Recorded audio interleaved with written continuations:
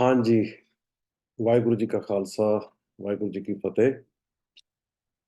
I'm thankful to all of you for joining us again today, and I'm very thankful to Professor Arvindpal Singh Mandir and Professor Balwinder Singh Pogal, who have who are extremely busy working on many projects and who have spared time for this talk again today. And we'll just begin in a minute or so, and at the end of the talk, we'll be open for discussion. And just I think people are joining. In another minute or so, we'll begin. Give me a second.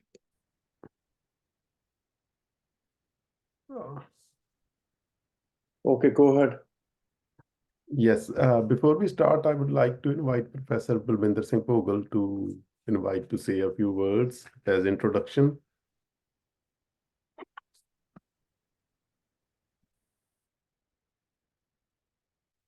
Vaheguru Ji Ka Khalsa, Vaheguru Ji Ki Fateh. I wasn't expecting to introduce the topic. I think Professor Mandir would do a much better job, given he's written and published on Oberoi. But I can say a few things. Just in terms of a summary of what the thesis is being proposed by Professor Oberoi, he starts to talk about the structuring of a transition that occurs from a pre-modern to a modern period under the Foucauldian notion of episteme, and he works from the notion of a Sanatan oral culture that gets transformed towards what he calls a textual Tat Khalsa culture. And Professor Mandir has written quite an incisive article that details the problematics of such a transition. And Prabhucharan Deep Singh has also, in his previous talk, detailed all the different kinds of problematics, both external from a colonial paradigm, but also internally, more internally, in the Indic cultures and how they've responded to this transition. So, in other words, we're all discussing the art of interpretation and the problematics of interpretation. And so Professor Mandir's review of Oberoi's book is to reinterpret the interpretive context. So this is quite a sophisticated analysis that Professor Oberoi provides, which demands a certain setup of a number of assumptions that both Prabhucharan Deep Singh and Dr. Mandir have deconstructed or shown their limitations of, because they're complicit in the formations of colonial stereotypes and also indigenous stereotypes, from orality to a written culture, as though there wasn't a written culture earlier on. The notion of a knowing subject, a knowing rational subject that can manage this transition rather than see that the site of engagement is the sign of cultural production and language being central to this, and how translation becomes crucial, rather than simply the academic colonial subject that can talk about, oh, well, this is what's happening, and just name things. So from diversity to uniformity, from a natural to an unnatural textual modern culture, a constructed culture, the construction of religion, religious boundaries. So this idea of primordiality shifting towards an elitist modern rational culture. I'm not sure if there's much more to say, except for to repeat perhaps the end of the last discussion, that Oberoi seems to assume plurality as a given positive to the Indic cultures, and that that transition towards the Tat Khalsa frame is somehow a loss of that positive understanding of plurality, rather than see it as being complicit with a very specific reading of plurality as being what I termed last time as a discriminatory universal that has the voice of the universal, but has a hierarchy to order everything in. So whether it's the colonial universal that discriminates between us and them in terms of race and religion, or it's an internal discrimination between Sanskritic or Vedic economy and the rest, and the assimilating forces that both of them employ. So there's a naivety in Oberoi's thesis that seems to ignore this romanticized discriminatory plurality. It just romanticizes pluralism as some kind of a net positive. And it's much more complicated than that. Textuality is much more complicated than that. And the transition, that language and this cultural production of signage, of how that gets communicated and interpreted and fixed is also much more complicated. So I think just to finish off, one of the key issues here that Prabhasharandeep is exploring is language, translation, and episteme, the way we get to know things, and who gets to be the subject in charge and in control of the transition that forms knowledge, transition from orality to textuality. Who gets to name that? Oral to, Sanatan to Tatkal. Who gets to name these things? And what is the subject? How can the subject maintain its stability if we're part of a translation of cultures? I'm not sure if I was coherent. I have a huge migraine. I was requesting not to talk until afterwards, but that's the best I can do at the moment.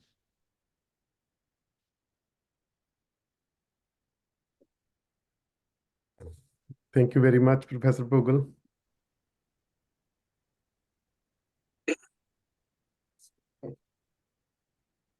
Anji, should we begin? Yes, I think we should.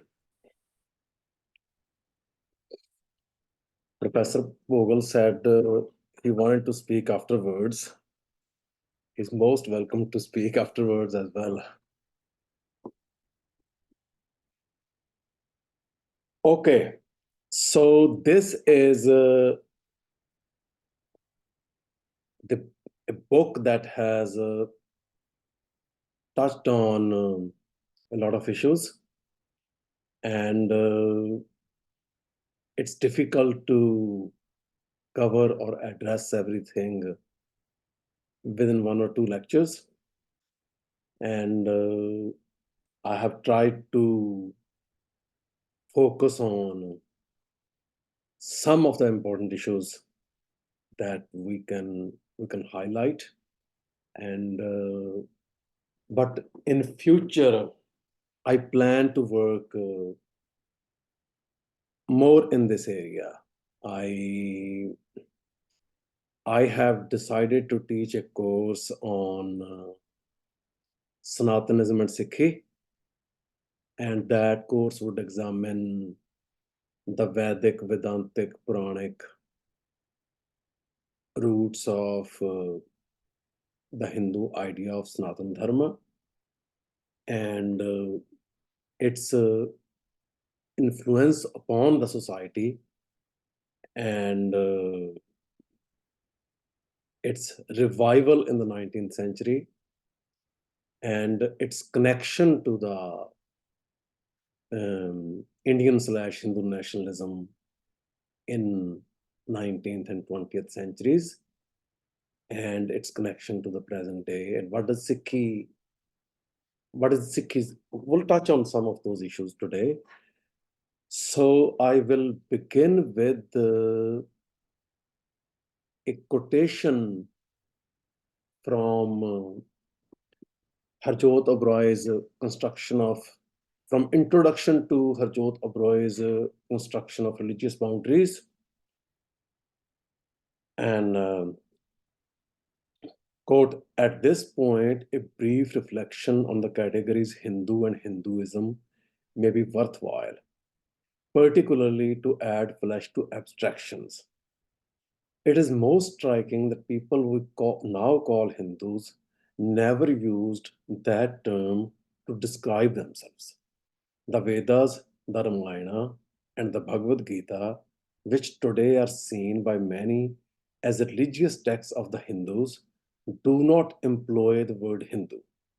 The term was first used by the Achaemenid Persians to describe all those people who lived on or beyond the banks of the river Sindhu or Indus. Therefore, at one stage, the word Hindu as an ethno-geographic category came to englobe all those who lived in India without ethnic distinction. Now, the last statement, the category Hindu came to englobe all those who lived in India without ethnic distinction. It doesn't concern the Hindus or people who followed Vedic, Vedantic, or Puranic philosophies. It is more about understanding or misunderstanding of the Persians who named people across Indus River as Hindus. Now, later on, Hindus adopted two issues. One is Hindus accepted that naming. They decided not to resist against that naming. That's one aspect we're going to talk about, share references about. Second is if Hindu is a signifier, what did it signify?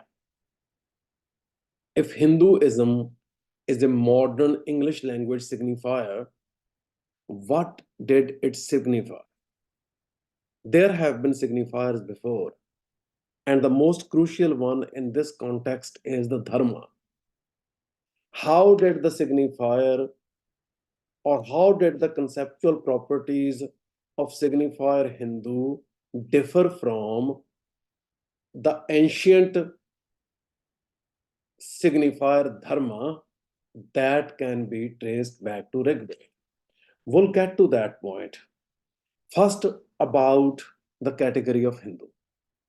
This is a quote from Sri Guru Granth Sahib, from Guru Nanak Sahib.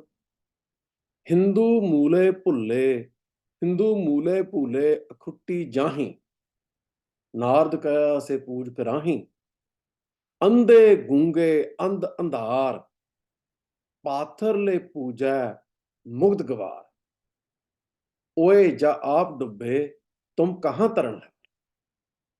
So Hindus, Guru Nanak Sahib is saying, are fundamentally mistaken, on the wrong path, following the instructions of Narad, doing the worships that Narad prescribed them to do. They're blind, mute, and they are in the darkness where they can see nothing. Patharle puja mukt gawar. And these mute, unsophisticated individuals worship stones. Oye ja aap dubbe tum kahan taranhar. The stones that sink in the water, how would they get you across? Now, two issues. One is there's a critique of the general category of the worshippers that identified themselves as Hindus in the 15th century AD. Second is Guru Nanak Sahib wrote in the languages of the common people. I'm saying languages because wherever Guru Nanak Sahib went, they used language of that area. For example, Baramatukhari, that is language of the Pothohar. Guru Nanak Sahib is also saying Ban Phule Manjbar. The woods of one trees, they are blossomed in my bar. And Guru Nanak Sahib also recited Bani in Farsi and many other languages. So, in the common idiom, in the common lexicon, Hindu was identified as a general category. This is from Guru Arjan Sahib. Paramala Panjma. Vartana raho namaram dana. Tis sevi jo rakha nadana. Ek gosai allo mera. Hindu Turk dohane bera. I do not fast. I do not practice fast in the month of Ramzan. I save one that protects all, and one Allah, one Akal Purkh is my master. Hindu Turk dohan ber, and that's where Hindu and Turk all together will be accounted for. Haj Kabe jaun na Tirth Puja, eko sevi avar na duja. Neither do I go for Hajj to Makkah, nor do I do worship at the Hindu centers of pilgrimage. I save one and nobody else. There are other lines, but it clarifies that Hindu and Musliman were two categories. Like this line is important. Na hum Hindu, na Musliman. Allah Ram ke pind pran. Guru Arjan Sahib is saying, we are neither Hindu nor Musliman. Our body and our soul, they belong to Akal Purkh that can be named as either Allah or Ram. So, two things here. One is Guru Arjan Sahib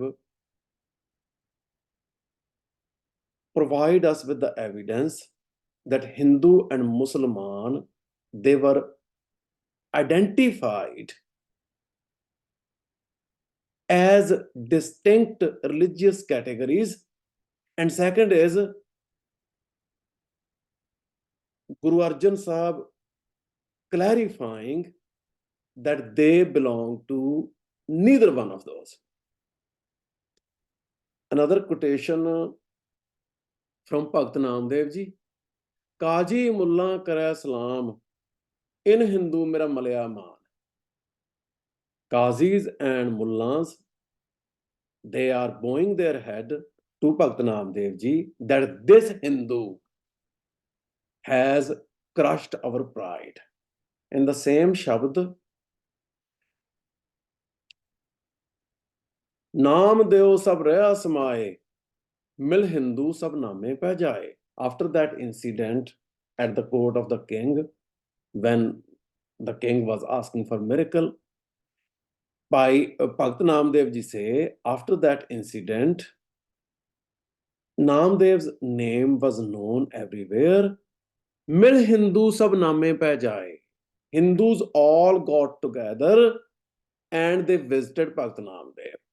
So Bhagat Namdev, although he offered a very strong critique in very strong language of the category Hindu. He says, Hindu vanna turku kana, dohan te gyani siana. But he is acknowledging that the community around him identified themselves as Hindus. So getting back to Harjot Oberoi, it was only under the Muslim rulers of India that term began to gain a religious connotation. But it was not until colonial times that the term Hinduism was coined and acquired wide currency as referring collectively to a wide variety of religious communities, some of them with distinct traditions and opposed practices. Communities like the Shaivites, Vaishnavites, and Lingayats, each with their own history and specific view of the world, were tied together under the blanket category Hinduism. Simultaneously, cultural, administrative, and political changes, particularly social mobility, census operations, missionary activities, and the rise of new groups like Arya Samaj endowed the term with meanings that we have come to associate with it today. Again, Oberoi is overlooking the previous category. Those traditions were not tied together under blanket category of Hinduism because Oberoi is right. That category did not exist in that time period. But they were bound by another category called Dharma. Now, what does Dharma mean? There is a long description of Dharma in Monier Williams' Sanskrit English Dictionary. I'm going to read three relevant sections. So, Dharma, according to Monier Williams, is that which is established or firm, steadfast decree, statute, ordinance, law, usage, practice, customary observance, or prescribed conduct, duty. Right, justice. Second, virtue, morality, religion, religious merits, good works, according to right or rule, rightly, justly, according to the nature of anything. This is the important part. Duties according to the nature of anything. So Brahmans performed duties according to his nature. The word for nature is sabhav, his sabhav, holding to the law, doing one's duty, holding to the law described in the Dharma Shastras. Third is nature, character, peculiar condition, or essential quality, property, mark, peculiarity. So Brahmins thought there was specific nature, character, or essential qualities that belong to either Brahmins or Kshatriyas or Vaishyas or Shudras. So that is the definition of Dharma. There's another term found in Rig Veda, that is Dharman. I will read definition of it again from Monier Williams dictionary, then we'll get to Rig Veda. Dharman means bearer, supporter, arranger. Established order of things, steadfast decree, any arrangement or disposition, will, pleasure, law, rule, duty, practice, custom, mode, manner, in regular order. Certainly, Brahmins had normalized and universalized their outlook for the world at one's own pleasure with the permission of Adhi, against the will of nature, quality, characteristic, mark, or attribute. These are dharma. Now, so there's another debate. Some people say casteism or Hindu social order described under the category dharma, it was a later invention that appeared, some say, because of some decline among the Vedic Vedantic traditions, or others say because of the rise of Buddhism and popularization of the categories of Dhamma or Dharma during the period of Ashok. So that to confront that, Hindus invented that. But I found this excellent paper by Paul Horsch, in which, let me read you the title of the paper in a second. It is From Creation Myth to World Law by Paul Horsch. I will read a quote from this article and then some quotes that Paul Horsch cited in his article from Rigved. Okay, and then we'll get to our point. Quote, the rendering sport or hold always produced an adequate sense of dharman, or the cosmic and on the cosmic and ritual level. A profound change of meaning nevertheless occurs when the term is transferred to the ethical or purely human level, whereby the originally concrete mythical notion is generalized and hence turned into an abstract expression. The sports of worlds and cultic ceremonies secure for the cosmos hold and stability, regularity, and permanence.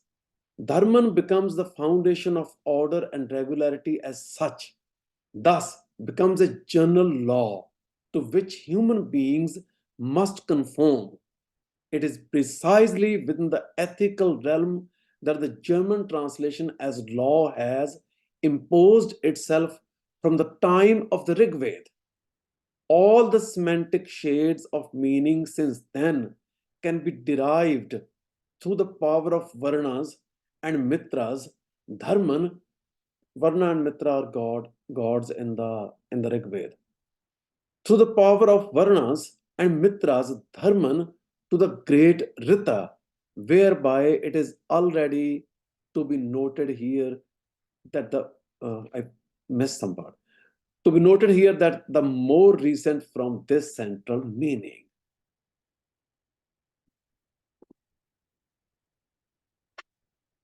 Paul Horsch further writes, the universal ethical sense of Dharman is evident in Rig Veda 7:89:5.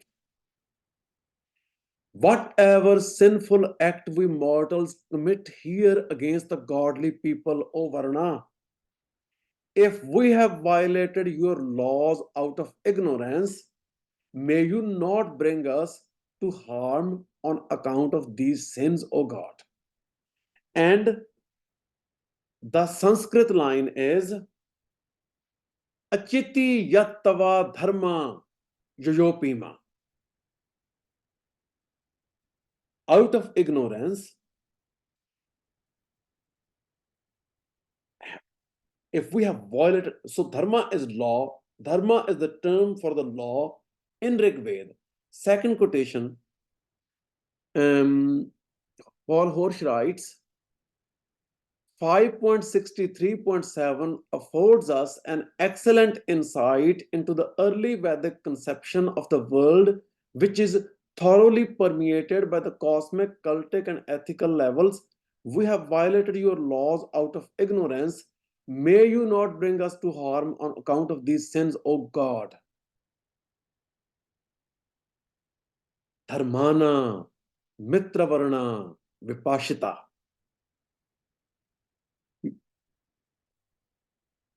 You eloquent Mitra and Varna, protect the commandments through the law with the magical powers of the Asura by means of the cosmic truth. You rule over the entire world.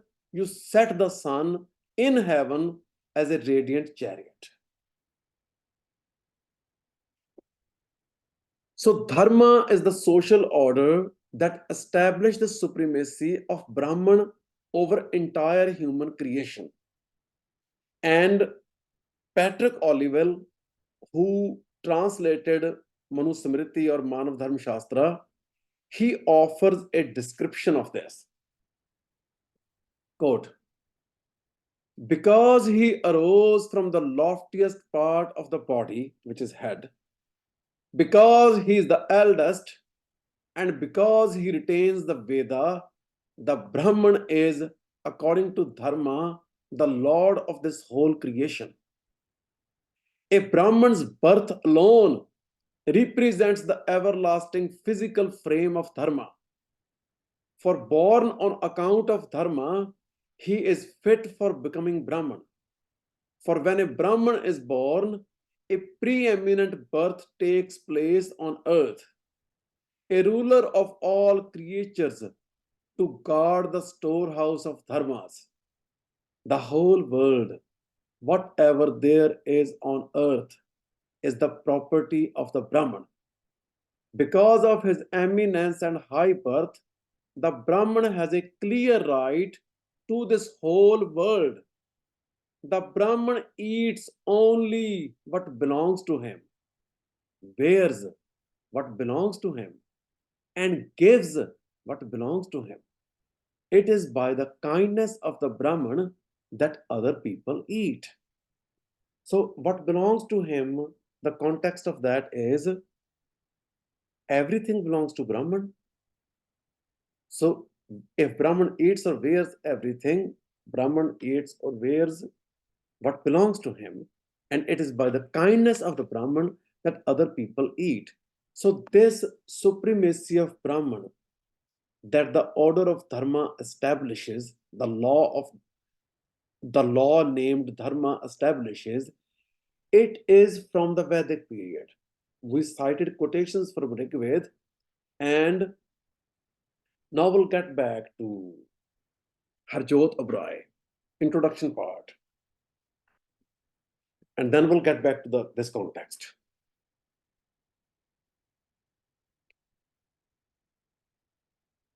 Whatever its reality at the present juncture, historically the term is erroneous because the sects or communities that constituted it do not possess one single historical founder, nor unifying principles and rituals, or a shared ecclesiastical authority. Elements that are usually taken to be hallmarks of an organized religious community, even their notion of what constitutes the sacred and the profane, remained extremely varied. There is little that can be seen to be common between Tantrism and Brahmanism. An extra local religious community of Hindus is therefore a modern creation. Linguistic and historical evidence therefore indicates that it never existed in the past. In the course of this study, a somewhat similar process will be documented in relation to Sikhism, page 17, Introduction to Construction of Religious Boundaries. Now, there are a couple of issues with Professor Obray's understanding about this issue. First, we already mentioned there was a local category. Secondly, when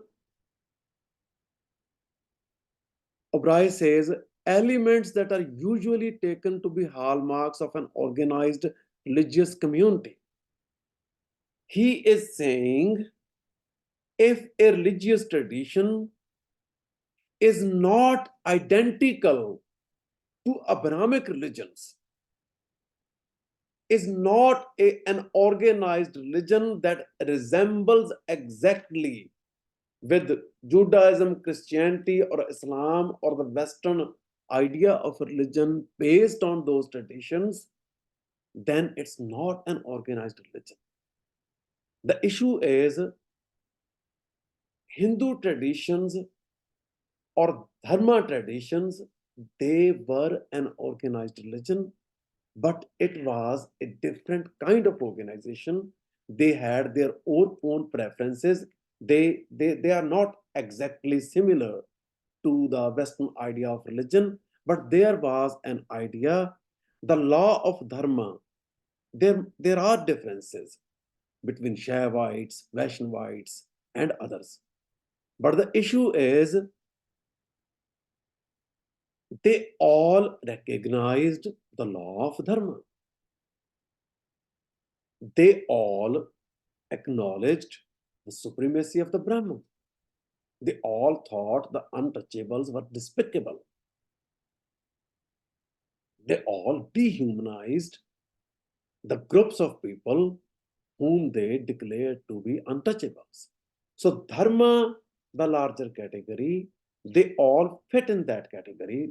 It requires a different paper, which I will try to write in future, but right now I think it's enough for this discussion. Okay, another I'm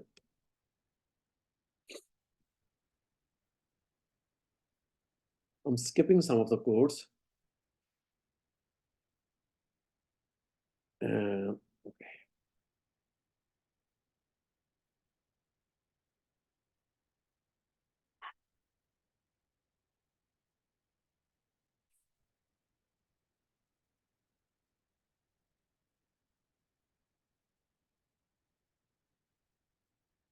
Okay. Another quote from Introduction to Construction of Religious Boundaries, quote, early period Sikh tradition did not show much concern for establishing distinct religious boundaries. There was nothing unusual about such a position, if it can be called that, within the Indic cultural environment. For as we have seen, there was always considerable ambiguity and fluidity when it came to religious identities. However, a dramatic change came about with the rise of the Khalsa in the 18th century. Sections of the Sikh population now consciously began to push for a distinct and separate religious culture. So, the time period Professor Oberoi is mentioning, 18th century. The most concrete expression of this transformation was the creation of a distinct code of conduct for Khalsa Sikhs, which established an unprecedented right of initiation. Although all those who were initiated had now to subscribe to a new set of bodily symbols.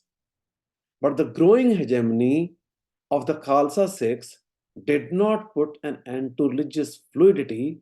Within Sikh tradition, large numbers of Sikhs continued to interpret and reinterpret Sikh tradition differently from Khalsa Sikhs, with the result that there was immense diversity within Sikh society for much of the 19th century. Page 24, introduction. A few issues over here. One is Khalsa was initiated by Guru Gobind Singh Ji in 1699. That is 17th century. That is not 18th century. And second is sections of the Sikh population now consciously began to push for a distinct and separate religious culture. We need to understand about the tradition of the Sikh Guru Sahibaan. Bhai Gurdas Ji has clearly written, Arjan Kaya Paltke, Murat Hargobind Savari. So there are evidences that all the Sikh Guru Sahibaan, they were all different forms of Guru Nanak Sahib. And they were all adding to the vision of Sikhi that Guru Nanak Sahib introduced in the first place. Therefore, the Sikh Rahit that Guru Gobind Singh Ji gave the Sikhs at the time of Khalsa initiation, it wasn't the choice of the Sikhs. Some sections of the Sikh population that began to push for a distinct and separate religious culture, they just followed what the 10th Guru Guru Gobind Singh Ji asked them to do. He says the most concrete expression of this transformation was the creation of a distinct code of conduct for Khalsa Sikhs, which established an unprecedented right of initiation.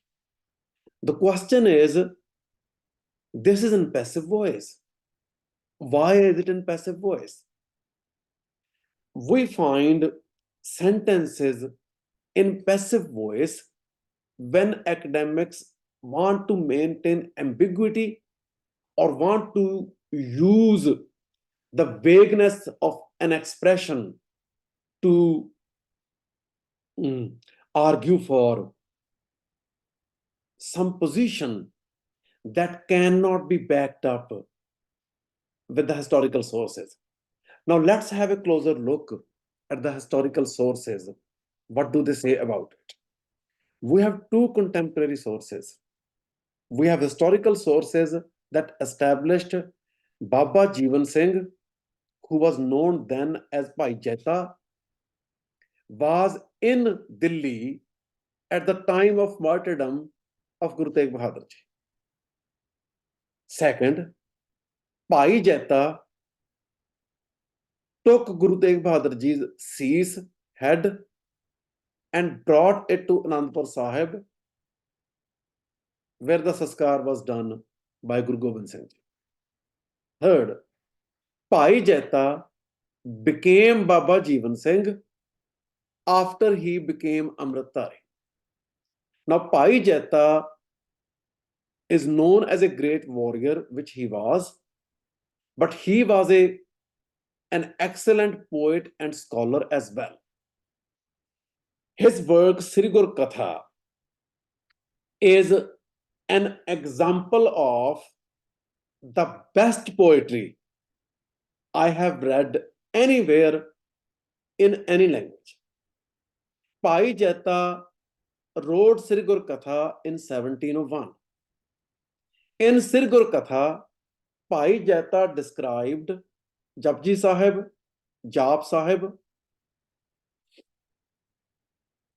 Teh Prasad Savaiye, Kabyo Baaj Benti Chaupai, it says Chaupai, and Anand Sahib were recited to prepare Amrit, and then Panj Kakar. It says case, Kada, Kanga, Kashera, Kirpan. And the entire method of Amrit Sanchar, how the initiation is done, is described in a text written in 1701. So this passive voice sentence, the most concrete expression of this transformation was the creation of a distinct code of conduct for Khalsa Sikhs. So somebody out of pragmatic political needs, according to Oberoi, invented or created this code of conduct. That is not true. Second historical evidence is Patavanya. Pats were Brahmins who used to keep records, and they were contemporary of Guru Sahib. Patavanya are contemporary accounts written by Pats who were contemporary of the particular Guru Sahib. One of the Pats, Bhai Swarup Singh Kaushish, got together the Patavanya written by his ancestors, and based on those Vanya, prepared a book called Guru Kiyan Sakhiyan, published in 1790. In that book, the Khalsa initiation ceremony is clearly described. Panj Baniyan. There it doesn't say Chaupai. There it says Kabyo Baach Benti Chaupai, which is even more clear. Panj Baniyan, Panj Kakar, and that is another contemporary account. If contemporary historical accounts provide us with the information about the Khalsa Rahat, that Singh Sabha movement was advocating for, then it is not the Singh Sabha movement or the Khalsa in the 18th century that invented something new for the convenience, for the political convenience. Next. This is going a little away. I'll get back to this. Foucault, episteme. Let's address this issue first. Okay, I'll come to episteme in a minute. Praxis and episteme. Okay, 1 second.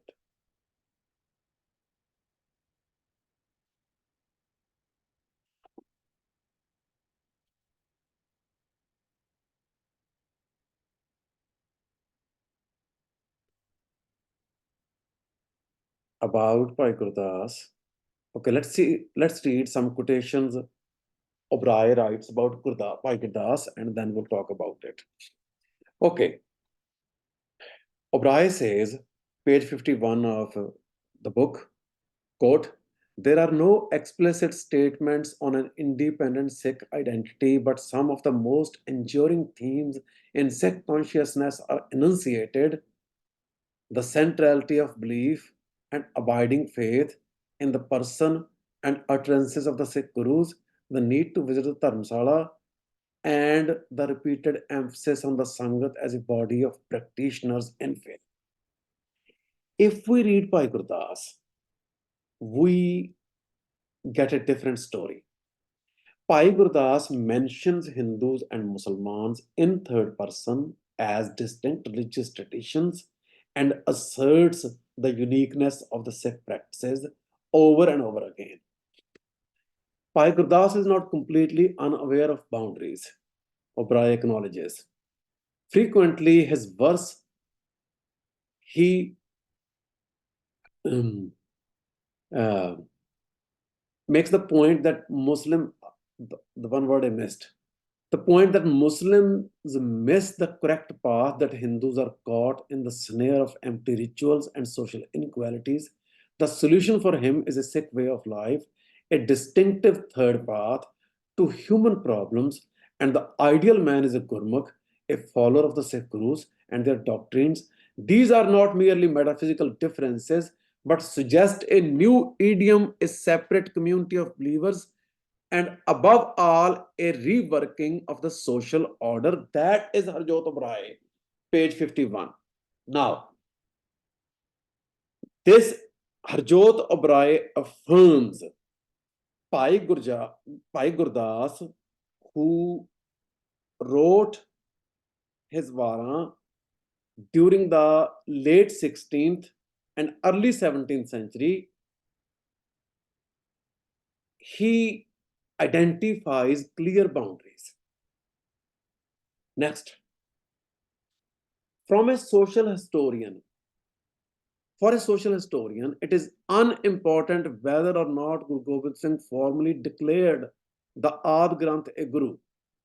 If history is a social process, then what is crucial for our purpose is that an older principle of Guru Granth or scriptural Guru was successfully put into service by Khalsa Sikhs in the 18th century.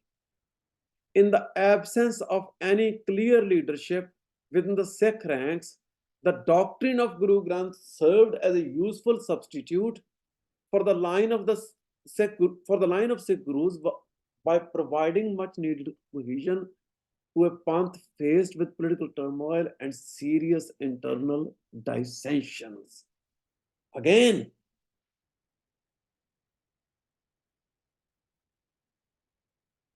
if history is a social process, then what is crucial for our purpose is that an older principle of Guru Granth or scriptural Guru was successfully put into service by Khalsa Sikhs in the 18th century.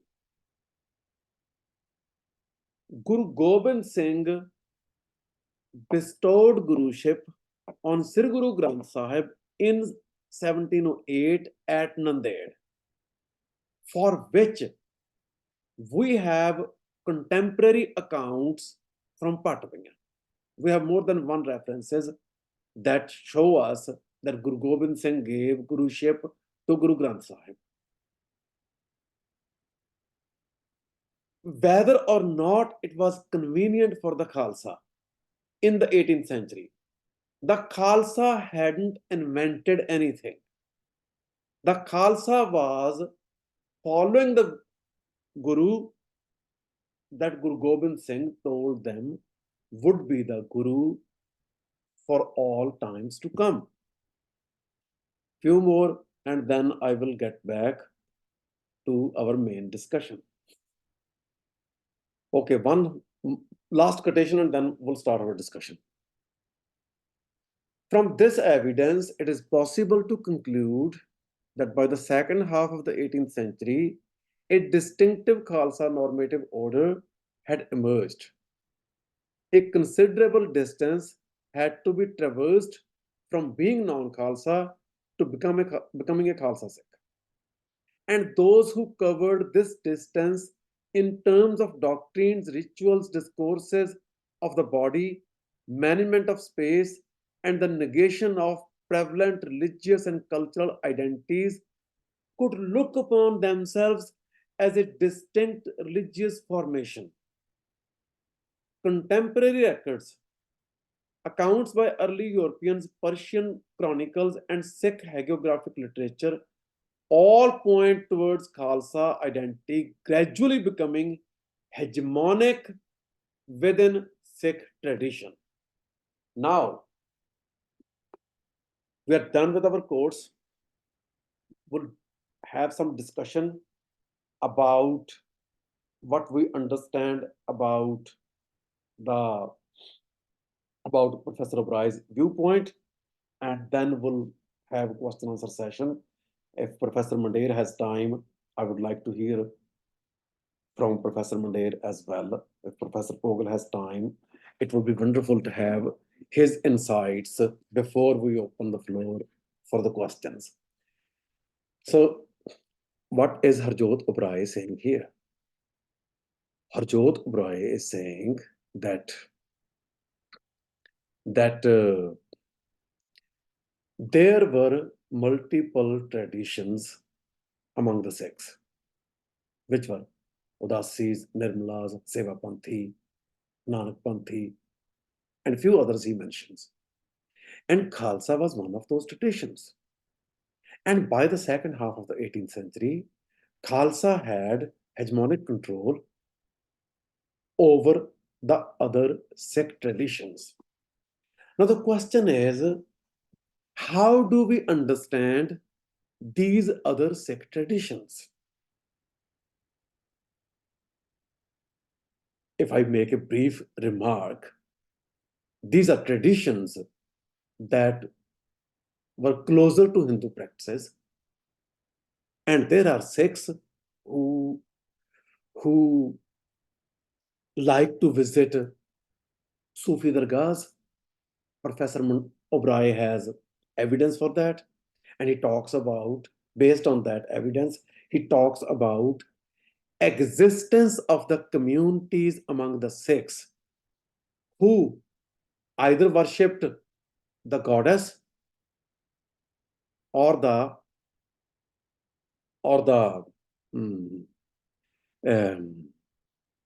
I have added two new persons in the room, and one of them has named himself as Zoom user. It's difficult for us to have unidentified individuals in the room because Okay, don't worry about them. I will do it. I'm doing it. Okay, So don't okay. let So anyone please in. identify I will do yourself. that Okay, job. I'll focus on it. Okay, so there were communities. Now, question is,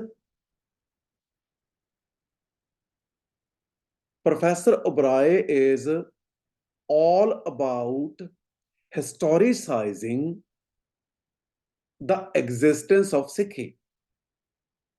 What about historicizing the emergence of those communities within the Sikhs?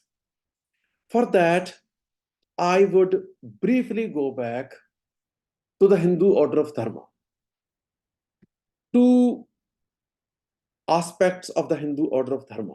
First is, in the first place, or in the initial phases, Kshatriyas were supposed to be the kings, and Brahmins were supposed to be the religious advisors of the kings who had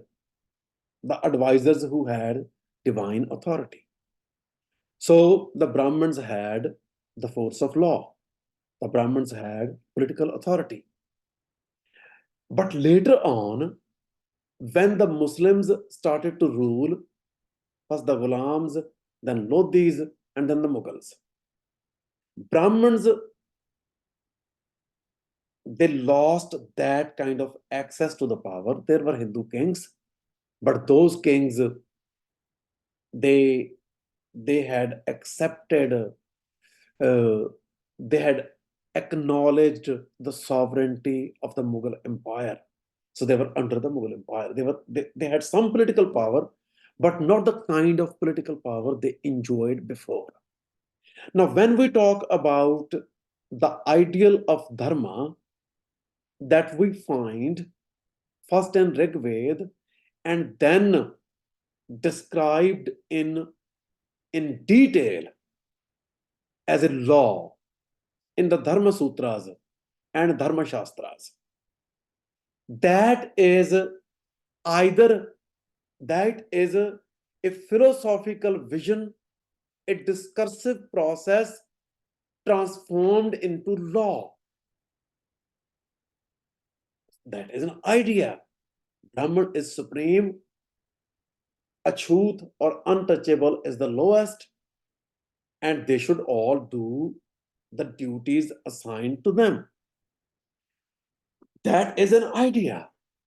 But that idea maintained its relevance after the brahmanical political power actually ended and the Islamic power had the control of political authority. So how did they keep it intact in those periods? Because it wasn't just ideas. It was idea in the first place, but then there is a huge network of gods and goddesses which are local, and people were connected for generations to those local deities. But there was more to it. That was ritualism. How did ritualism function?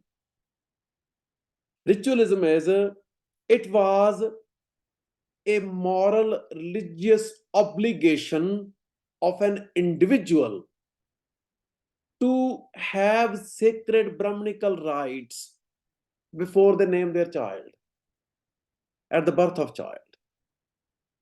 The marriage was performed by the brahmanical rituals. So were death rites. But it wasn't limited to that. There was more to it. What was more to it? People have troubles, which are economic troubles, which are troubles from other people, which are diseases, deaths of family members, which are not getting a child, in some cases not getting a male child. People in their daily lives always have multiple kind of troubles. So Brahmins, with the successful establishment of their metaphysical vision, had already established, if you want to connect with the divine for any help to get rid of your troubles, you need a mediator. And that mediator is going to be the Brahman who has the divine authority to mediate. So they approached the Brahmins. And then Brahmins had a particular occupation, particular trait that was of a Jyotishi. So Jyotish is, what is Jyotish? Humans are located in time and space. They're born at a particular moment in time, according to Brahmins. And at that particular moment, the planets in the universe are placed at particular points. So the rays and waves and energies that come from those planets, they shape both the personality and the fate of that newly born child. So because of some issues with the location of the planets, some children have ill fate. They are supposed to have troubles in their future. But there is a solution to those troubles that only a Brahman Jyotishi could provide. That is, you wear a ring with a specific kind of stone.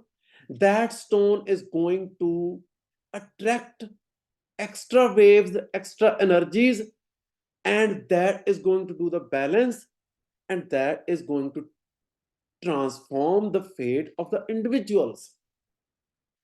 So ritualism wasn't something, some social practices that people like to do for fun. Ritualism was successful establishment of the brahmanical metaphysics that made social control over the entire society, that had the entire society doing the dirty works for them, doing the jobs that they themselves did not want to do. So that is ritualism. That's one aspect. But Oberoi is saying Sikhs were not only going to Jyotishis or Hindu gods and goddesses, they were going to Sakhi Sarwar as well. We talked about the Sufis and their abilities to work as a therapist or a physician. But in that social space, Sufis who were emotionally and ideologically connected to Islam and Islamic power, they had their own peers. So peers also provided people with solutions, with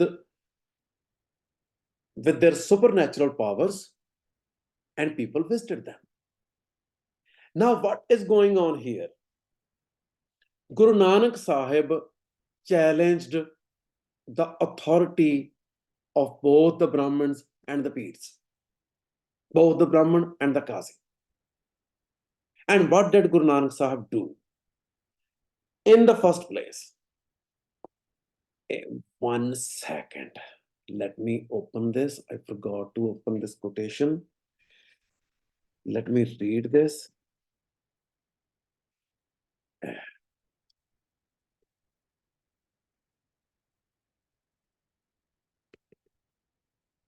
Okay.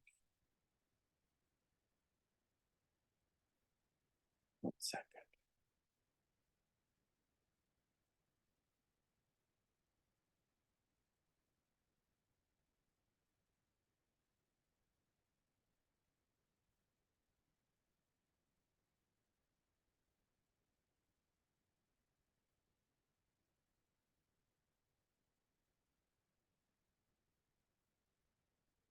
So I can say this is my own translation from a body of Japji Sahib, but I don't think this translation was going to be possible if I hadn't read Bhai Veer Singh's exegetical commentary on this body about Dharma Khand and Japji Sahib.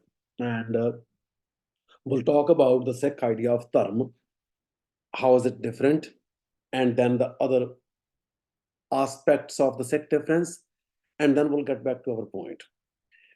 So, Rati, Rutti, Thitti, Var. Pavan, Pani, Agni, Pata. What is this? Nights, seasons, dates, days. Air, water, fire, lower realms. Nights, seasons, dates, days. Air, water, fire, lower realms. This which dharti thap rakhi dharmsal. What is this? Rati, Rutti, Thitti, Var is time. Nights, seasons, dates, and days, that's time. Air, water, fire, lower realms, that is space. This which amidst time and space, Dharti has been bestowed to be Dharmasal, the center of Dharma. So, what is time and space? Time and space together are creation. At the heart of creation is the planet Earth that has been established as the center of Dharma. What does this mean? There is divinity in temporality. Temporal is the center for divinity. Temporal is the center for the divine. This which ji jugat ke rang, tinke naam anek anant. In that there are beings and methods of many types. What does this mean? Variety of beings with a variety of their own ways. Ji Jugat. This which Ji Jugat ke rang, beings and methods, beings and ways, beings and paths of many types. Tinke naam anek anant. Their names are innumerable and infinite. This is important to understand, or keep in mind, I should say. This which ji jugt ke rang tinke naam anek anant. There are variety of beings and their ways of life, and their names are infinite, innumerable and infinite. Karmi karmi hoye vichar. Sacha aap sacha darbar. That Tuk is saying there is a variety in human existence that needs not to be classified as the Brahmins classified it. And they assigned them status. They're all wonderful. There are innumerable beings with their ways, and they're all fine, they're all wonderful. Sacha aap karmi karmi hoye vichar, sacha aap sacha darbar. These beings would be considered based on their own deeds. Truthful is the Akal Purkh, and truthful is Akal Purkh's court. Tithe Sohan Panch Pravan, Nadri Karm Pavani Sa. There, the Panch special ones, Sohan means they have a respected place. Nadri karma pavai nisan, and they get some kind of honor, nisan, with the bakshish, with the blessing. Kach pakai uthe pae, Nanak gaya jape jaye. So, about something being mature or immature, truthful or less truthful, that would be assessed over there. Nanak gaya jape jaye, and that you would find out only if you go there, which means it's beyond human capability to assess the worth of another human being. They would be judged over there, and you will find out only if you go there.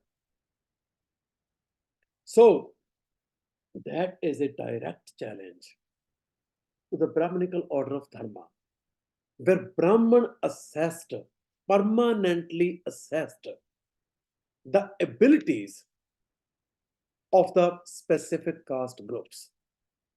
Brahmins would always be the intellectual and religious guides. Kshatriyas would always be warriors and kings. Vaishyas would always be traders. Shudras would always be serving all others. And untouchables would always be despicable. That is the Sikh order of Dharma. And that is the difference. Now, this is Gurbani, and Harjot Obrai over and over again says he's less interested in philosophical or theological ideas. Fine. He's interested in history. And there is a community in Punjab. I met a professor from Delhi who visited Oxford. He is at JNU now, Jawaharlal Nehru University, but he used to be at Punjab University, Chandigarh. I know him from there. His work is on caste. And he mentioned this incident. He said a scholar from South India came to me came to him to Punjab University, Chandigarh, and said he wanted to work on caste in Punjab and needed this professor's assistance about field work, about the caste conditions in Punjab. And this Sikh professor from Punjab University, Chandigarh, took this South Indian professor to different areas of Punjab for field work. And after the field work, the professor from South India said, "What is this? Brahman is lower caste and Jat is higher than Brahman." And the Sikh professor smiled and he said, "That's how it is in Punjab." And the Hindu professor said, "But how is that possible? Jats consider Brahman to be lower than them. How is that possible?" And he smiled again. This is Punjab. That's how it is here. What were the Jats before? I want to talk about it. Before that, I want to talk about it. What is this caste thing? We all understand there's nothing real or permanent about classification of human capability in caste or racial terms or in any other way. But we have historical and textual evidence that shows us Brahmins had a well-defined process of creating caste, bringing the people who migrated from other areas of Asia or the world to the South Asian subcontinent, bringing them into the fold of Brahmanical order of Dharma, Brahmanical caste system. And they did not like the Jats. And that is the evidence we find in Chachnama, a 9th century text. They thought these people wouldn't obey us, rebellious kind of people. So they assigned the Jats with the status Chandal. Chandal is a caste lower than the untouchables. Untouchables are allowed to stay in the villages, do their jobs, but they cannot touch a Brahmin. They cannot get near a Brahmin where he has to touch them. But Chandals were not allowed in the villages. They were expelled from the society. They lived outside. And they were given instructions. If you walk through a village and the shadow of your body touches a Brahmin's body, you would violate the sacredness of Brahman's body and you would deserve punishment. If a Brahman steps on your footprints, you would violate the sacredness of a Brahman's body. Therefore, they were asked to tie a branch of a tree or a bush behind their back so that when they walked, their footprints were cleared as they walked. The Jats did not accept that Chandal status. They fought, established themselves, and then Sikhi came. Sikhi gave honor to people regardless of the caste. Sikhi, starting with Guru Nanak Sahib, established that there cannot be any limitations or restrictions on humans if they want to explore either their human potential in terms of occupations or their spiritual potential. And that was prohibited. Ramchandra murdered Shambhuk because he, being a Dalit, engaged in spiritual practice which was prohibited by the Brahmins. But Sikhi put the Sikhs from all caste groups on the path of spiritual practice. And there is something important that Guru Gobind Singh said at the time of Khalsa initiation. Something was supposed to happen when a person is initiated as a Khalsa. That is destruction of different kinds. Kirtanash, Karmanash, Kolanash, Dharmanash, Parmanash. Let's start it like this. Kolanash, Kirtanash, Karmanash, Parmanash, Karmanash, Dharmanash, Parmanash. So Kol is ancestry. The family, the lineage you belong to, that would be destroyed.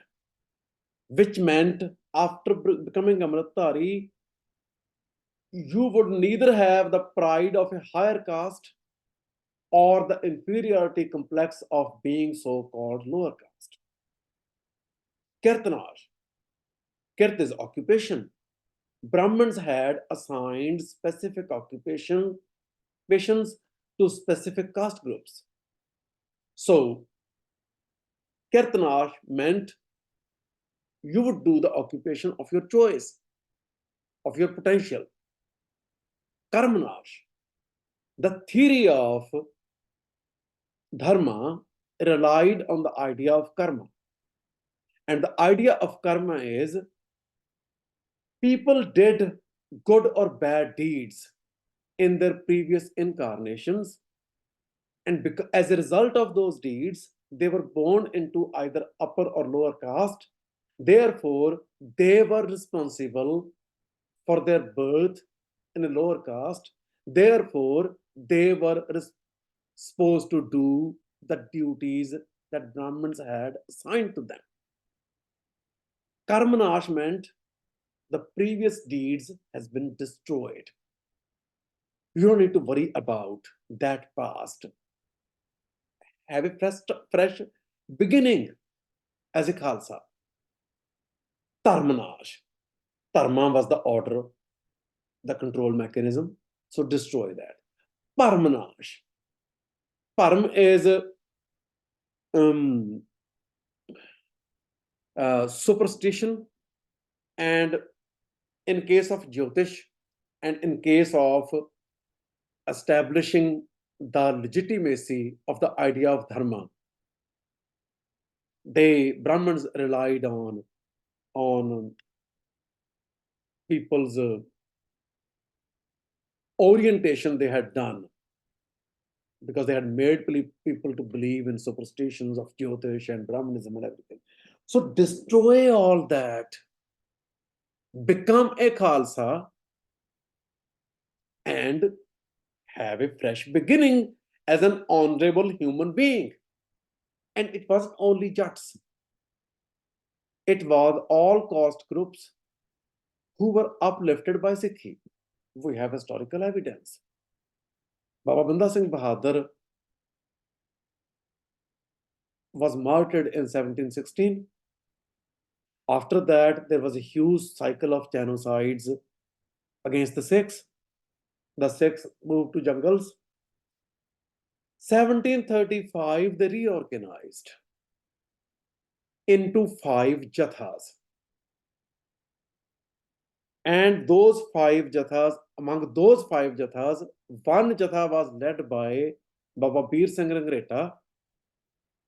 And that jatha, Dal Khalsa had created to provide adequate political representation to the Sikhs from Dalit caste groups and share power, share the actual political power with all Sikhs.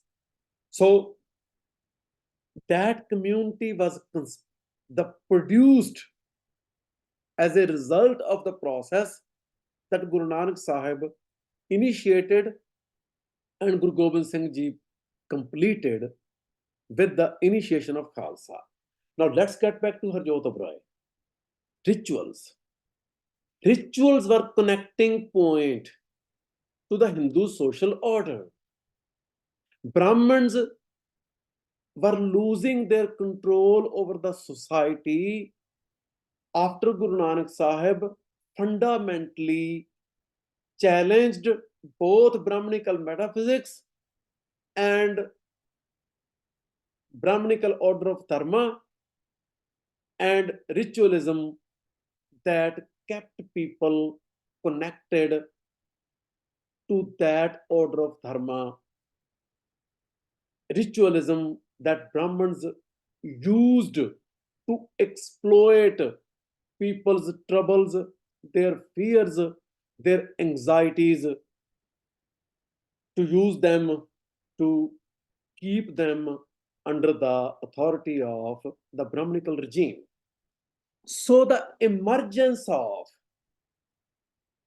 those groups that were engaged in the Hindu ritualism, that Oberoi is saying Khalsa did something wrong because Khalsa had hegemonic control. It was the other way around. Brahmins had lost their hegemonic control over the Sikhs. Islamic power had hegemonic control over the entire society. The Sikhs were resisting against Islamic authority. Islamic authority was committing genocides of the Sikhs. The Sikhs were small in numbers, with limited weapons, limited resources, so they had to opt for guerrilla warfare, so they moved to jungles. As a result, there was no one from the Khalsa who could stay in the Sikh Gurdwaras and manage the Gurdwaras and perform daily services in the Gurdwaras. Muslim authorities they were clear that Udasis and Nirmalas were no threat to their political authority. So with Udasis and Nirmalas, both the Brahmanical narratives and the actual Brahmins, they sneaked in the Sikh space. Why do I say actual Brahmins? Because when I was in Punjab, I used to visit Nirmala Deras. If you go to a Nirmala Dera or Udasi Dera, you will find a room ਜਿਹਨੂੰ ਕਹਿੰਦੇ ਪੰਡਤ ਦਾ ਕਮਰਾ. Brahmins are there holding a space within Udasi and Nirmala Deras for centuries. And there people go and visit Brahmins for their Jyotish and for the solutions they offer. So Brahmins decided to inhabit the Sikh space. They decided to transform the Sikh space from within. Interestingly, Harjot Oberoi cites Nietzsche as well. It's kind of surprising, a bit odd to see Nietzsche's name appeared in Harjot Oberoi's book, The Construction of Religious Boundaries. Nietzsche wrote a book, The Genealogy of Morals. In that book, he mentions nobility and priestly nobility. I do not agree with everything Nietzsche says, but interestingly, he mentions priestly nobility of Brahmins. And when he describes nobles and priestly nobility and priestly nobility, he says nobles, they fight when they're angry and they laugh when they're happy.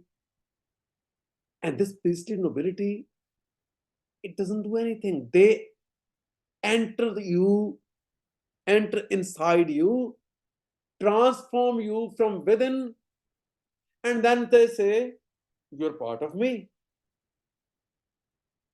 And there's an excellent article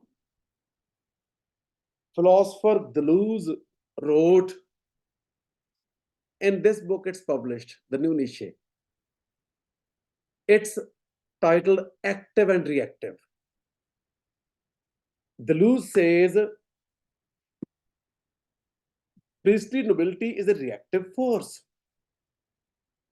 In the 18th century, Brahmins were performing as a priestly nobility that was a reactive force. They had to react. They had lost their control over the society that they had domesticated for centuries at least, maybe thousands of years. So I recommend this article by Deleuze, Active and Reactive, in this book, The New Nietzsche, edited by David B. Ellison. And so the Khalsa, the Brahmins' reactive force wanted Khalsa to regress. The Khalsa did not want to regress. The Khalsa resisted against discursive and military aggression. And the existence of Khalsa is an evidence of the success against those attempts to domesticate the community again. The success of the Brahmins to influence certain sections of the Sikhs shows that brahmanical force is not something that we can take lightly. It needs to be considered very seriously. There's nothing simple about it. Their control mechanism and their patterns of intervening. Okay, it's already 12:34. I covered as much as I could, but couldn't cover much about Singh Sabha because of time. I'm going to cover some parts about Singh Sabha, just one poem, and a few ideas I would like to share about Singh Sabha, and then I will finish. So this poem is by Gyani Dit Singh. It has very interesting title, Pama Prabodh. I'll explain the title first. And I cannot read the entire poem. It's not that small. So I will read some sections and give you a summary of the rest of the poem. So this is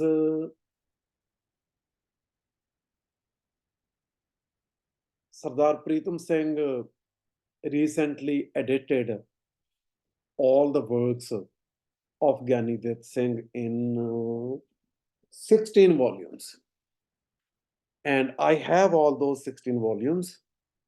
And Pama Prabodh, he has included in the first volume. And Pritam Singh, the editor, wrote a note that Gyani Dit Singh had written Pama Prabodh in 1874. We do not have a manuscript that is from 1874. I do not have other sources to confirm this, but he collected all the manuscripts from different universities and different individuals, and he says it was in 1874. And if it was 1 year after Singh Sabha, then it offers a strong critique of Harjot Oberai's idea of Sanatanism.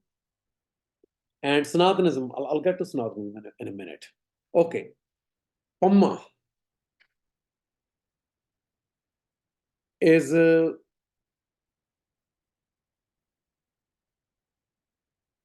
name the Sikhs had given to Brahmins. The name of the individual was Parmanand.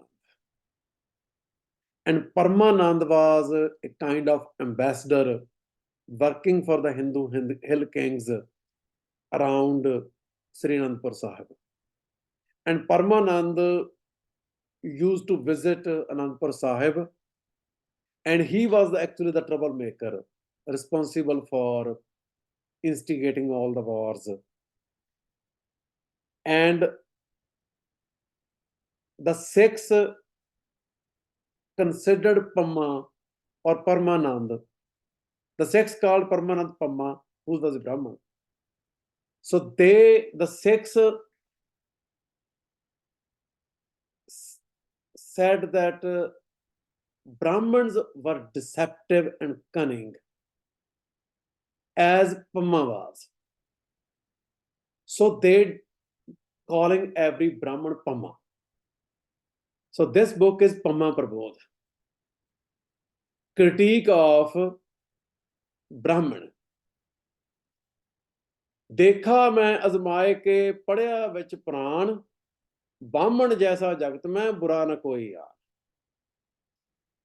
I have seen it from my individual experience, and I have read it in the Puranas. बामण जैसा जगत में बुरा न कोई यार. There is no one who's more evil than the Brahman in this world. बुरा न कोई आन भैर भी भूत पिसाचा. So all these ghosts, evil spirits, none of them are more evil than a Brahman. सब ब्राह्मण ते हेठ कहाँ मैं सगरा साचा. All of them are below Brahman, and I'm saying all truth.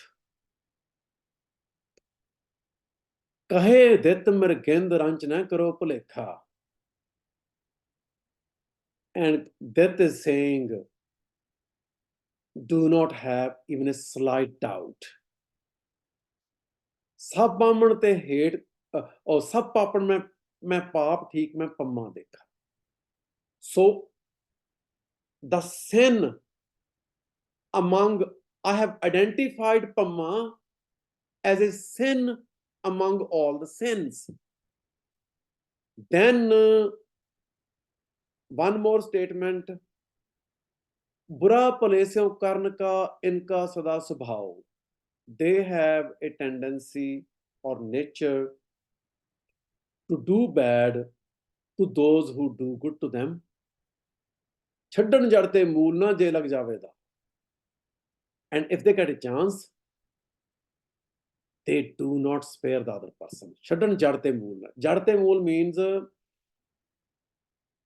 if you uproot a tree from the roots completely, no stem, nothing left.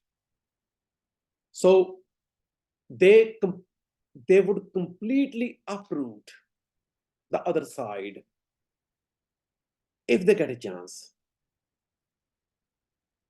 ਜੇ ਲੱਗ ਜਾਵੇ ਦਾਓ ਕਰਨ ਤਰ ਤੁਰਤ ਬੁਰਾਈ. If they get a chance, then they immediately do the bad. ਕਰਦੇ ਕਈ ਸੰਤ ਅਵਤਾਰ ਭੂਪ in ਦਏ ਗਰਾਈ. Many saints, avatars, incarnations, and kings. Poop is a king. They have thrown.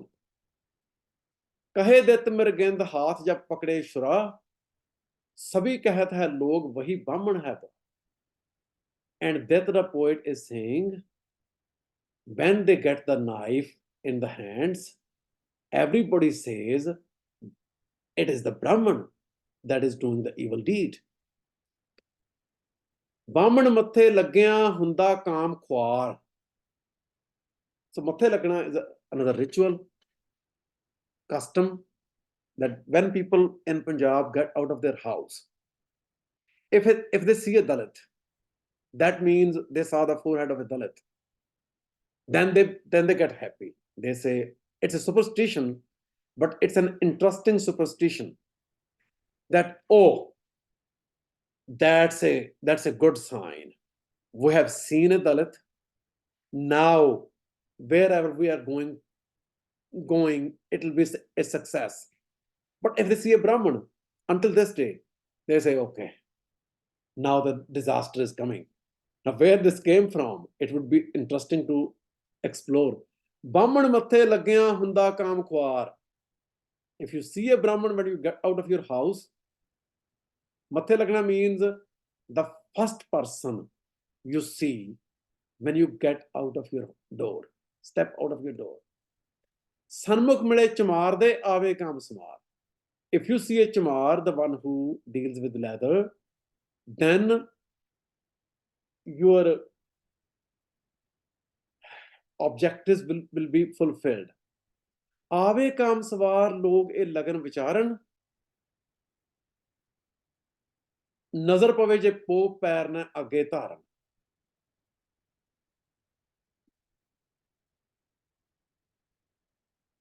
The trip would be successful if they see a Dalit.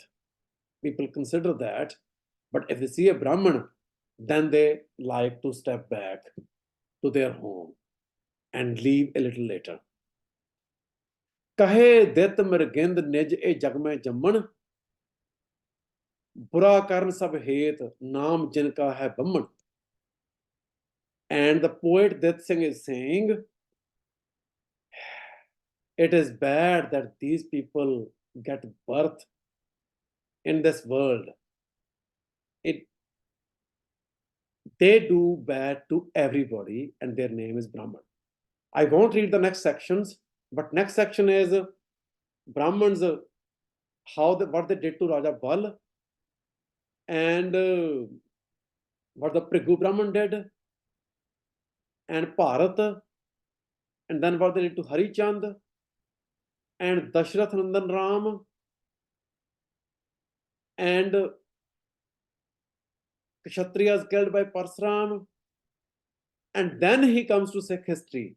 ਛੇਵਾਂ ਸੱਚਾ ਪਾਤਸ਼ਾਹ ਮੀਰੀ ਪੀਰੀ ਮੀਰੀ ਧਾਰ ਪਹਿਨ ਲਈ ਜਰ ਗਾਇਤਰੇ ਤਿੰਨ ਦੋਨੋਂ ਤਲਵਾਰ, the sixth true king who acquired Piri and Miri and got two kripans that represented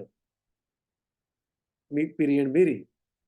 ਤਿੰਨ ਦੋਨੋਂ ਤਲਵਾਰ ਜਗ ਕਰੇ ਕਰਾਰੇ. With those two swords, Guru Hargobind Sahib fought big battles. ਤਿੰਨ ਕੋ ਦੀਨੀ ਜ਼ਹਿਰ ਹਾਏ ਬਾਹਮਣ ਹਤਿਆਰੇ. Brahman, the assassin, tried to poison Guru Hargobind Sahib. ਕਹੇ ਦਿੱਤ ਬਰਗਿੰਦ ਨਾਮ ਇਨਕਾ ਨਾ ਲੇਵਾਂ, ਕਰਨਾ ਚਾਹਿਆ ਘਾਤ ਗੁਰੂ ਜਦ ਇੰਨਾ ਛੇਵਾਂ. And that the poet is saying, I wouldn't even utter their name because they try to end the life of the sixth Guru, Guru Hargobind Sahib Ji. ਦਸਵੇਂ ਗੁਰ ਦੇ ਲਾਡਲੇ ਜੋ ਸਨ ਦੋਏ ਲਾਲ, ਘਰ ਦੇ ਬਾਹਮਣ ਨਾ ਕਰੇ ਮਿਲ ਕੇ ਤੁਰਕਾਂ ਨਾਲ. Two sons of Guru Gobind Singh, the Brahman who was working at their house, he joined hands with the Turks, the Mughal authorities, and made them arrest. Then other instances of Brahmins from history, and this is the most interesting one. ਪੱਟਿਆ ਘਰ ਲਾਹੌਰ ਦਾ ਹੋ ਕਰਕੇ ਮੁਖਤਿਆਰ, ਸਤਲੁਜ ਦੇ ਵਿੱਚ ਡੋਬਿਆ ਸਿੰਘਾਂ ਦਾ ਦਲ ਭਾਰ. They destroyed the house of Lahore by becoming the main administrators, and they drowned the army of the Singhs in the river Satluj. ਸਿੰਘਾਂ ਦਾ ਦਲ ਭਾਰ ਫਿਰ ਜੱਲੇ ਨੇ ਯਾਰੋ, ਮਾਰਿਆ ਹੀਰਾ ਸਿੰਘ ਕੰਡ ਬਾਹਰ ਪਰਵਾਰ.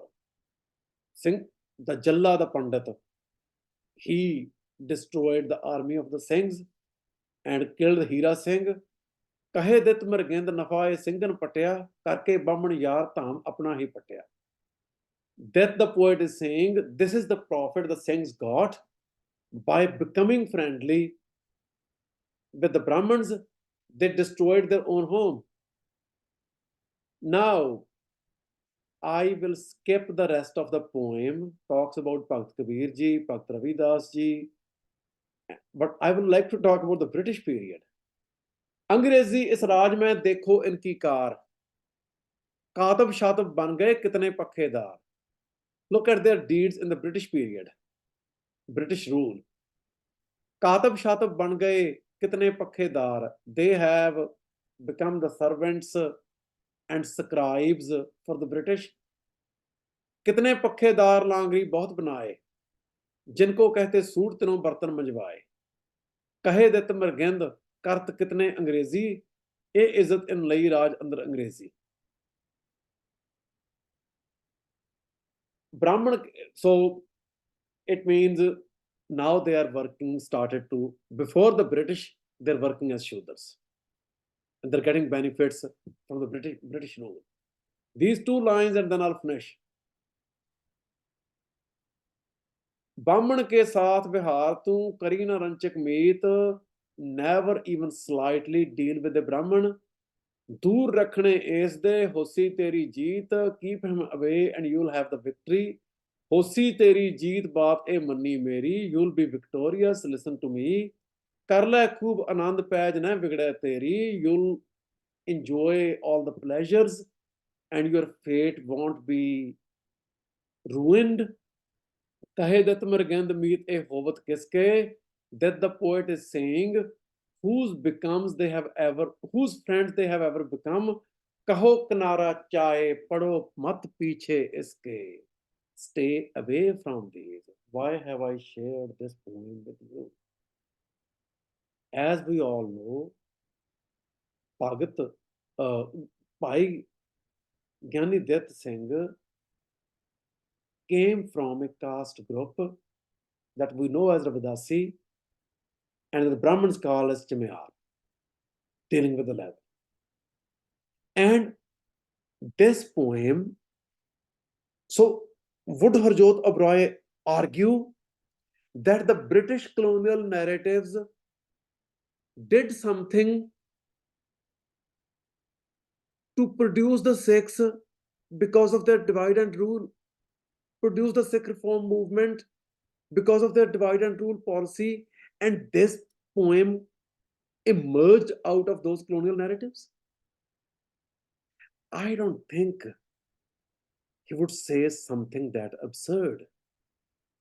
I think the unconscious of the Dalit communities, the sense of honor the Dalit communities received after Sikhi, and the ability to resist as a result of the Chardi Kala they had as a Sikh, that is where this poem came from.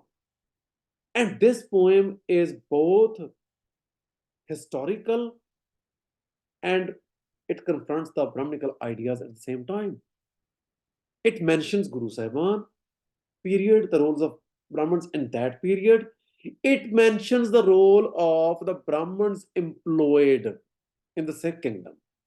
I want to share the historical detail about the Sikh army drowning in the river Satluj. That is about the Anglo-Sikh war fought at the bank of river Satluj near village Firoz Shah, also known as Ferushahr. At Firoz Shah, the Sikhs had actually defeated the British army.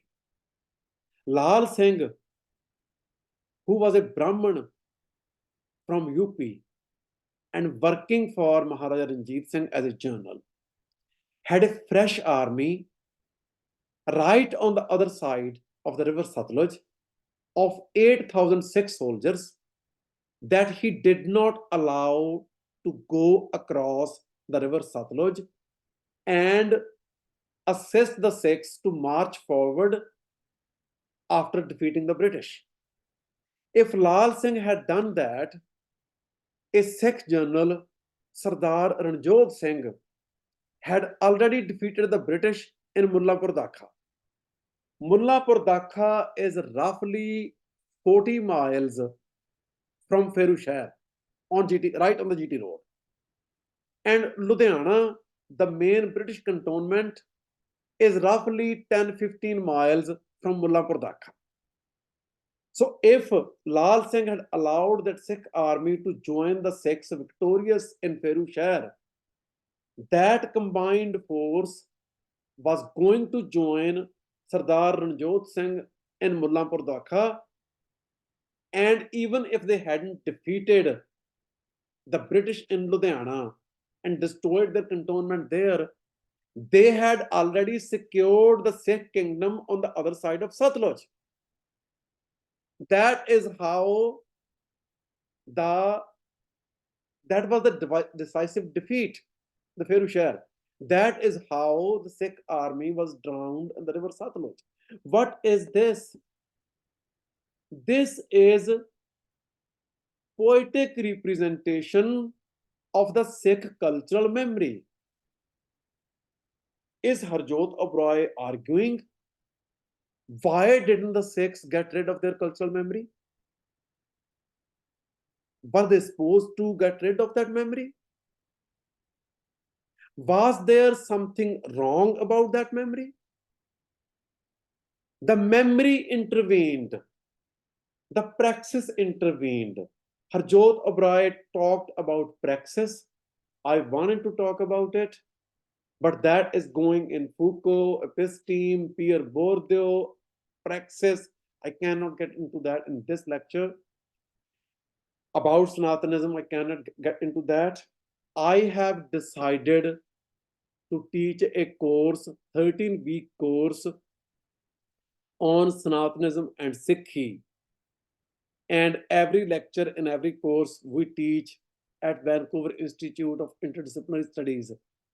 Every lecture is 3 hours. So we'll have something like 39 hours to address all these issues. However, before that, if I get a chance, I am going to give a lecture in a week or so on Sanatanism and Sikhi. And that lecture, I will begin with Harjot Oberoi's ideas about Sanatanism And then I would talk about the recent emergence of Sanatanism among some marginal Nihang groups, and after the rise of RSS, after BJP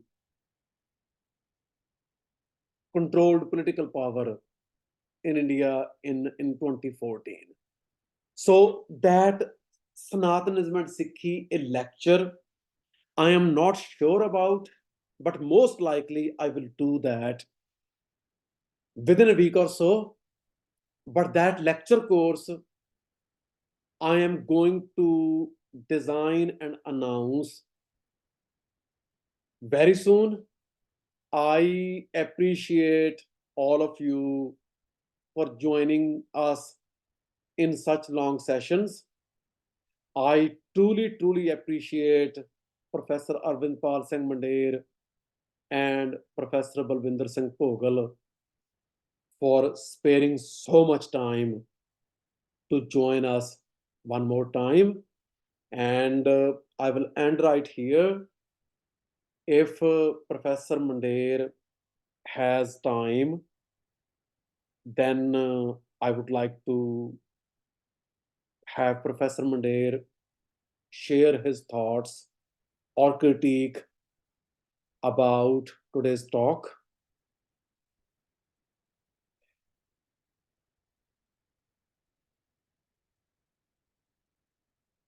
Hello, can you hear me? Professor साहब हाँ जी बहुत मेहरबानी ਉਹ ਮਿਹਰਬਾਨੀ ਮੈਂ ਮਤਲਬ ਮੈਂ ਚੰਗੀ ਤਰ੍ਹਾਂ ਸਮਝਦਾ ਤੁਸੀਂ ਕਿੰਨੇ ਬਿਜ਼ੀ ਆ ਤੇ ਮਤਲਬ ਤੁਸੀਂ ਫਿਰ ਵੀ ਟਾਈਮ ਕੱਢਿਆ ਬਹੁਤ ਮਿਹਰਬਾਨੀ No, thank you. मैं तो आधा घंटा हो गया मैं जान वाला ही सीगा फिर रुक गया दो बारी ठीक है There's a lot of interesting stuff there to unpack, and I'm actually looking forward to the Sanatanism lecture.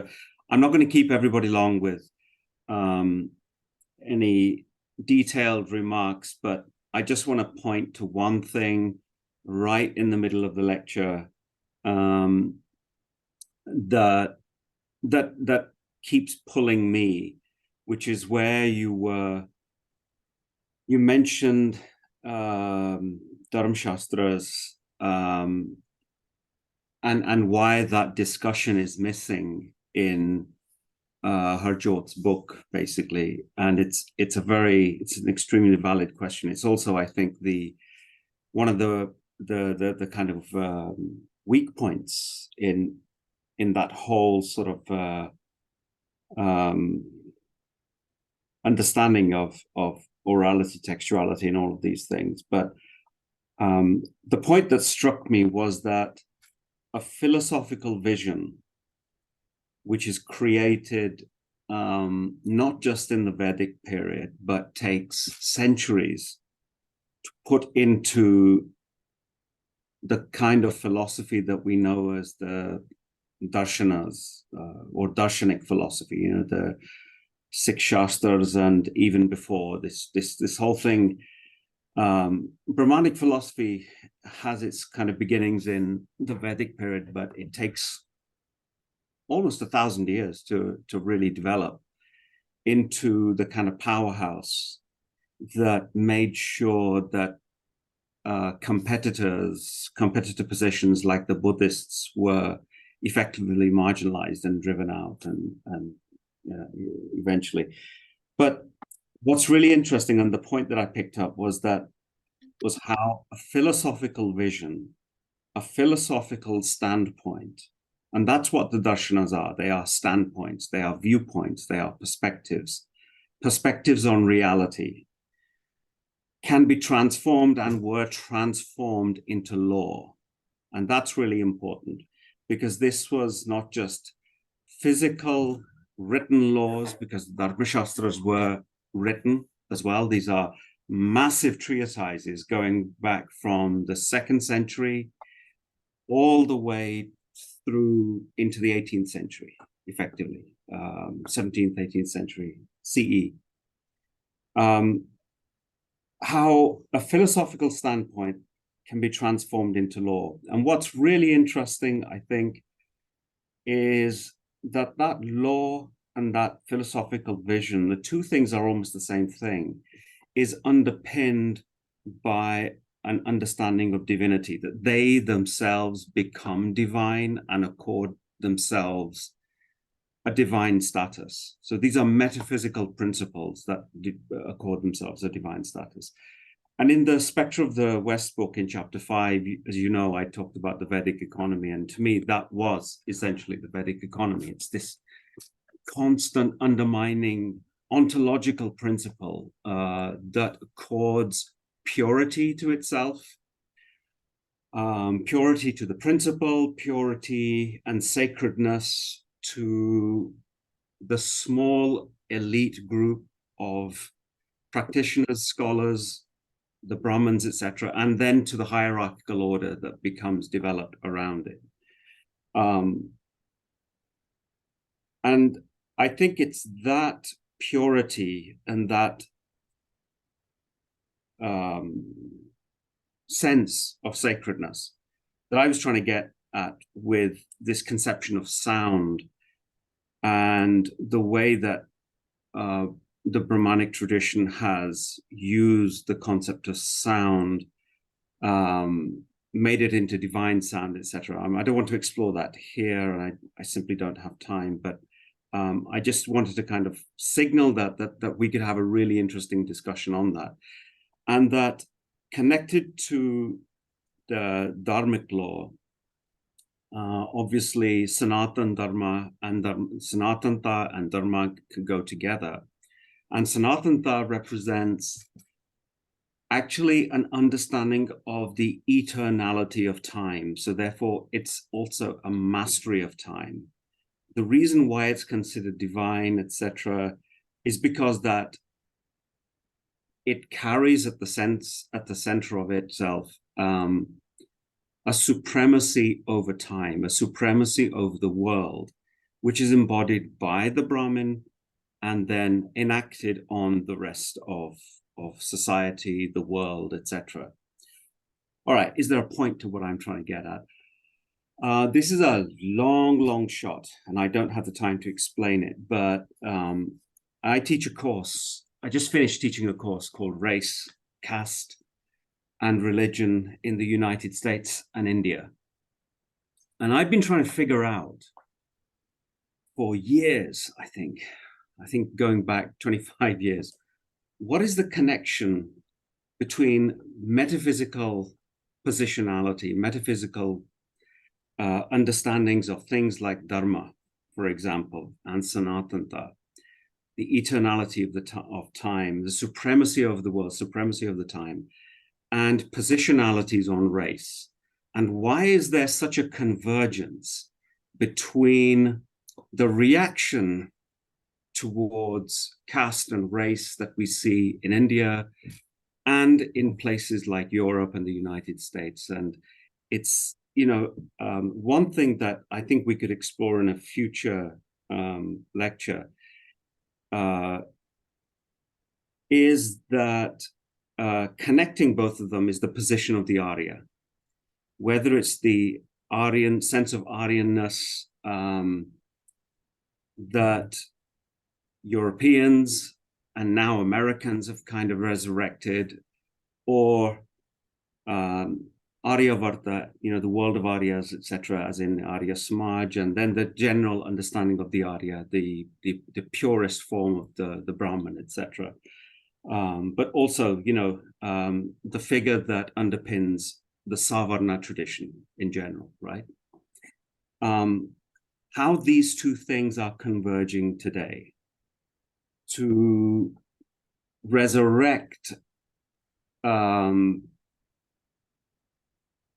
racial, casteist positions of supremacy and power, and why they're not going away, and why they have entered into democracies, and through democracies into just the way that the world is governed today. And I think you're absolutely right. I don't think we should treat this lightly. This is not just something that's limited to Harjot Oberoi's book. It's something that comes out of it. And you can see how those things can be missed completely by new generations of scholars, and they just completely overlook it and all they see is plurality, etc., which is actually a false sort of plurality.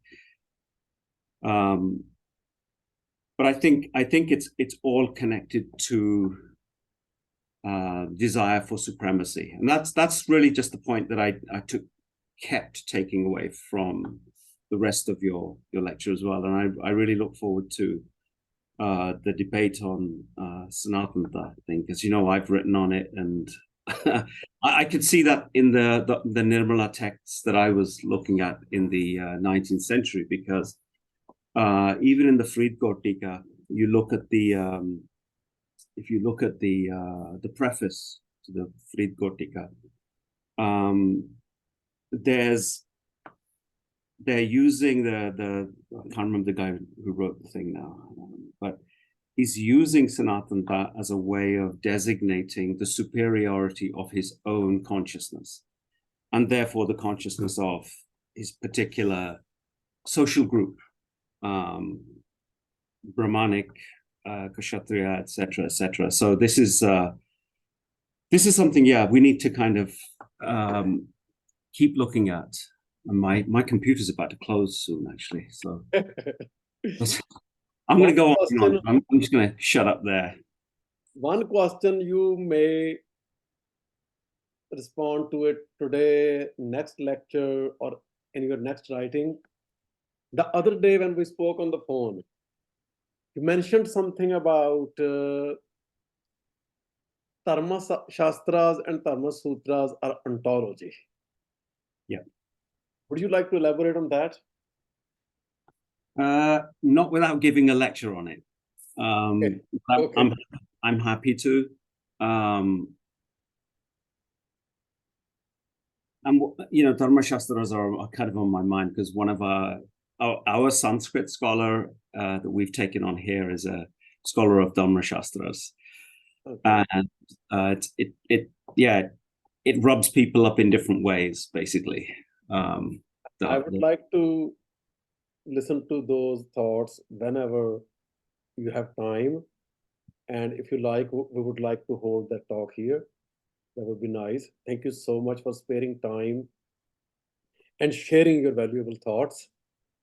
Your intellectual contribution has always guided all of us since you started publishing those papers early on in Journal of American, I think 2004 or something. But the paper you wrote on Harjot Oberoi in 95, interpreting the interpretive process, I still like that one. I would like to organize that talk. If you like to share those ideas in form of a talk with everybody, but people, if you are interested, then if you Google it, you can find that article in Journal of Punjab Studies. It's available online somewhere on some site. I forgot the name, but it's in the archives of Journal of Punjab Studies. It was published in 95. I can send you a PDF for it. I have the PDF. Okay. I have the PDF. I cannot locate it right now in this computer. It's a new one, but I strongly recommend that article, and I strongly request Professor Mandair to spare some time to give a talk on that article, because if you give a talk on that article, that talk is going to be filtered by the research work you have done between now and 1995, right? Yeah. So it would be interesting to have rereading of your deconstructive critique of Claude Lévi-Strauss' idea of orality and Harjot Oberoi's kind of blind faith he showed in Claude Lévi-Strauss' structural anthropology. And it's kind of puzzling when academics have this kind of blind faith in some specific theoretical movement or specific theorist. Like I couldn't talk about it today, but Harjot Oberoi has used the term episteme in his book in multiple ways, in very contradictory terms. And he has argued for praxis, citing Pierre Bourdieu, that is consistent with the role of the praxis in the continuation of the Sikh tradition. So he's engaging with brilliant idea of Pierre Bourdieu on praxis, and then he is unable to connect those ideas to the Sikh tradition that he's actually working on. I'll finish right here. Professor Pogal, would you like to share some thoughts? Yeah, sure. I think I'll be brief because I think it's been a long session, but a very fruitful session, jam-packed with interesting exegesis, and so welcome to hear Sikh sources to ground ourselves in a critique that springs from those sources rather than simply academic theory. So I really welcome your approach in doing that. And I just echo everything that Professor Mandir has just said. There's a lot there to unpack in this huge paradigm and worldview that's been developing over millennia. But I just want to take a slight tangent and just say that what we're dealing with is the problem of how newness enters the world, and how newness is too threatening, and how it riles all the previous embedded structures. And in that force of all those reactions, we get a threat and a fear to want to regain their power that they see slipping away because of this newness. Now, if you go to those paradigms to try and understand what's happening, you can easily have a saffronization of Sikhi. You can have, a Advaitic you can have all these different interpretations, but what's missed is the newness at the center. So that's why I applaud going back to the primary sources. One thing we should remember, I think, which is crucial, is that Sikhi isn't two millennia old, like most of the traditions that have developed an armory, an intellectual armory, as well as other dimensions to protect itself. Sikhi is late, and it has the hindsight of all of the developments that go through Punjab. It's the confluence of East and West, and it is such a rich soil out of which the Sikh tradition comes with its newness that to understand it, we can't rely upon the existing paradigms. And I think those Sikhs or certain marginal groups that are trying to have a Sanatan Sikhism revival miss something so central to Sikhi, and that is a new modernity, a new human, and a new comparativism, a new universal, which is delinked from power of a particular group, language, people, ethnicity, a territory, a tradition. And that's its genius. It is able to have a new way of understanding diversity. Like I mentioned last time, it's a non-discriminatory universal, an inclusive universal, a way of discussing the other as oneself, including the other as part of one's tradition from the get-go, from the very beginning. This is a new model of humanity, and we mustn't rely upon any other paradigm to try and understand Sikhi. There's none that can match it. Not academic, not Western, not European. There's no paradigm in my understanding. I'm not that well learned in terms of expanse of knowledge, but from my limited understanding, I don't see any other comparable paradigm in which we can make an assessment of. Guru Nanak's vision is too great in that regard. There were other things I noted down, and it was tied with what Professor Mandir said and what you said in terms of temporality and spatiality, and how there's an organic movement from the ground up, connecting with Dalits, inspiring individuals from the ground up. This movement is inherently revolutionary, but it was done in such a way that included traditions, not a destruction of them. So it wasn't just in place of.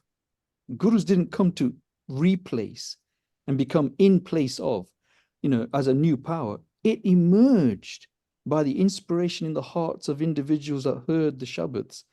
That's pretty phenomenal message. And then the philosophy that surrounds it within the Guru Granth Sahib is just startling in its newness, in its freshness. And we need to spend more time in understanding that we don't have a paucity of imagination, such that we have to mimic others, that we have to gain some kind of recognition through Protestant Christianity of the British. We have to gain some kind of recognition to BJP, RSS-led Hindutva, that we have to gain some kind of mimic the power structures of Western modernity. They have the paucity of imagination because we're late. We come with new ideas, new visions, and your talk start to elaborate those. So that I'll leave it there. I could give you, I wanted to develop what Professor Mandir talked about, the Vedic economy and the difference between mantra and Shabad, but that's for another time. Yeah, Professor, thank you so much, Professor Pogal, for sharing those insights. And this I think is a major shift in Sikh studies that started with your and Professor Mandir's work. And now, with the help of everybody who has joined us here on this forum, new spaces are emerging, new forums are emerging, and we are grateful for everybody's support. Professor Mandir had raised his hand, but I think his computer's battery died. And if he comes back, we would like to hear from him. And in the meantime, if anybody has any questions or comments, you're welcome to share.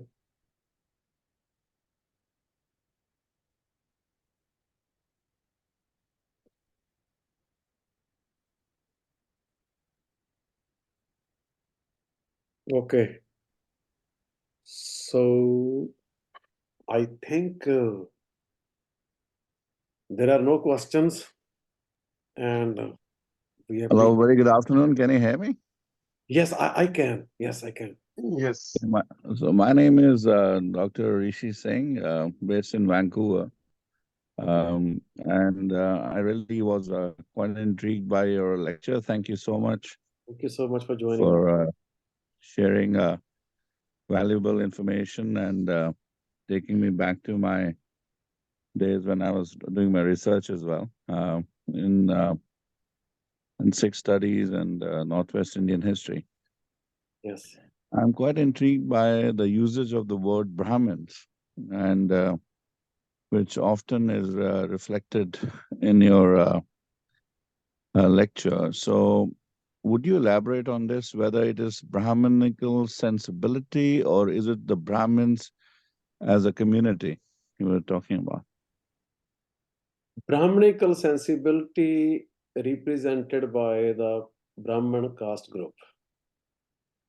Okay, because the Brahmins are very strong engaged with the Sikhs history as well. Like we know Mati Das and Sati Das ji No, and all the northwestern Indian I disagree with frontier. you there. Yeah, Look, and they I were like mentioned mostly Brahmin Sikhs Kirtanash, basically. Kolnash, Karmanash, Okay. Bhai Mati Das, Bhai Sati Das, and Mhm. other Sikhs from different caste groups. Yeah. When they joined Sikhi, they decided to get rid of either the pride or the inferiority complex related with whatever caste groups they came from. So Bhai Mati Das was one of the great Sikhs. He sacrificed his life in front of the unbearable torture at Aurangzeb's court. And I don't think he represented either Brahmin caste or Brahmin community. If we start talking in those terms, then it would be difficult to assess the contribution of each caste group. And it's problematic in the first place because caste groups who joined Sikhi, they did not actually contributed anything into Sikhi. They decided to dedicate their lives to the path of Sikhi in a very literal sense. Dedication meant they adopted the Guru's path as their own path, and dedication meant they did not try to hide anything. If they had businesses like Payajita Randhawa, they stopped paying attention to their business. They lost all their wealth. They became very poor. And many of the Sikhs, throughout the Sikh history, they actually gave their lives to the path of Sikhi. So the Sikhs are known for their dedication to Sikhi, irrespective of the caste background of the families that they came from. In terms of the vision of Sikhi, the path of Sikhi, the individuals or the caste groups that they came from contributed nothing into Sikhi. They practiced Sikhi that Sikh Guru Sahib, starting from Guru Nanak Sahib, described in two ways. First, through their Gurbani. Second, through certain institutional networks they built and traditions they founded during their lifetimes. So Guru's Bani and Guru's life are the two sources of the to have the vision of Sikhi. And Bhai Mati Das happened to be a Brahmin, but he represented neither Brahmanism nor the brahmanical caste group. Thanks. Thank you very much. Thank you. Thank you. Okay. Any other question? Otherwise, we should end this session. It was a long session. Okay. ਜੀ ਧਰਮਪ੍ਰੀਤ ਬੋਲ ਰਿਹਾ ਜੀ ਮੈਂ। ਹਾਂਜੀ ਧਰਮਪ੍ਰੀਤ ਸਿੰਘ ਜੀ। ਤੇ ਮੇਰਾ ਇੱਕ ਕਈ ਦਫਾ ਮੇਰੇ ਦਿਮਾਗ 'ਚ ਇੱਕ ਕੁਐਸਚਨ ਆਉਂਦਾ ਹੁੰਦਾ, ਗੁਰੂ ਤੇਗ ਬਹਾਦਰ ਪਾਤਸ਼ਾਹ ਦੀ ਜਦੋਂ ਸ਼ਹਾਦਤ ਹੋਈ ਤਾਂ ਉਸ ਸ਼ਹਾਦਤ ਤੋਂ ਬਾਅਦ ਇਹ ਐਨਲਾਈਟਨਮੈਂਟ ਜਿਹੜੀ ਹਿੰਦੁਸਤਾਨ 'ਚ ਕਿਉਂ ਨਹੀਂ ਆਈ? ਲਾਈਕ ਜਿਹੜਾ ਬ੍ਰਾਹਮਣ ਆ ਜਿਹਦੇ ਵਾਸਤੇ ਜਾਂ ਇਹ ਕਹਿ ਲਓ ਕਿ ਜਿਹਦੇ ਹਿਊਮਨ ਰਾਈਟਸ ਵਾਸਤੇ ਗੁਰੂ ਸਾਹਿਬ ਖੜੇ ਹੋਏ, ਉਹਨਾਂ ਨੂੰ ਇਹ ਚੀਜ਼ ਕਿਉਂ ਨਹੀਂ ਦੇਖੀ? ਲਾਈਕ ਉਹਨਾਂ ਨੇ ਗੁਰਮਤ ਕਿਉਂ ਨਹੀਂ ਧਾਰਨ ਕਰ ਲਈ? ਲਾਈਕ ਮਾਸ ਲੈਵਲ ਤੇ ਕਹਿ ਲਓ ਕਿ ਮੂਵਮੈਂਟ ਕਿਉਂ ਨਹੀਂ ਖੜੀ ਹੋਈ ਗੁਰੂ ਤੇਗ ਬਹਾਦਰ ਪਾਤਸ਼ਾਹ ਦੇ ਕੁਰਬਾਨੀ ਤੋਂ ਬਾਅਦ? ਤੇ ਉਹਨਾਂ ਨੇ ਉਹਨਾਂ ਦੇ ਰਾਈਟਸ ਤੇ ਉਹਨਾਂ ਦੇ ਉਹ ਐਨਲਾਈਟਨਮੈਂਟ ਕਿਉਂ ਨਹੀਂ ਆਈ? ਲਾਈਕ ਉਹ ਕੀ ਕਾਰਨ ਸੀ? ਪਹਿਲੀ ਲੈਂਗੁਏਜ ਸ਼ੁਰੂ 'ਚ ਕਿਉਂ ਨਹੀਂ ਦਿਸੀ, ਉਹ ਜ਼ਿਆਦਾ ਅਪਰੋਪਰੀਏਟ ਹੈ। ਕੋਈ ਵੀ ਚੀਜ਼ ਜਿਹੜੀ ਕੋਈ ਵੇਖਣਾ ਨਹੀਂ ਚਾਹੁੰਦਾ, ਉਹਨੂੰ ਨਹੀਂ ਦੱਸਦੀ। ਬ੍ਰਾਹਮਣਸ ਵਰਤਣਾ ਚਾਹੁੰਦੇ ਸੀ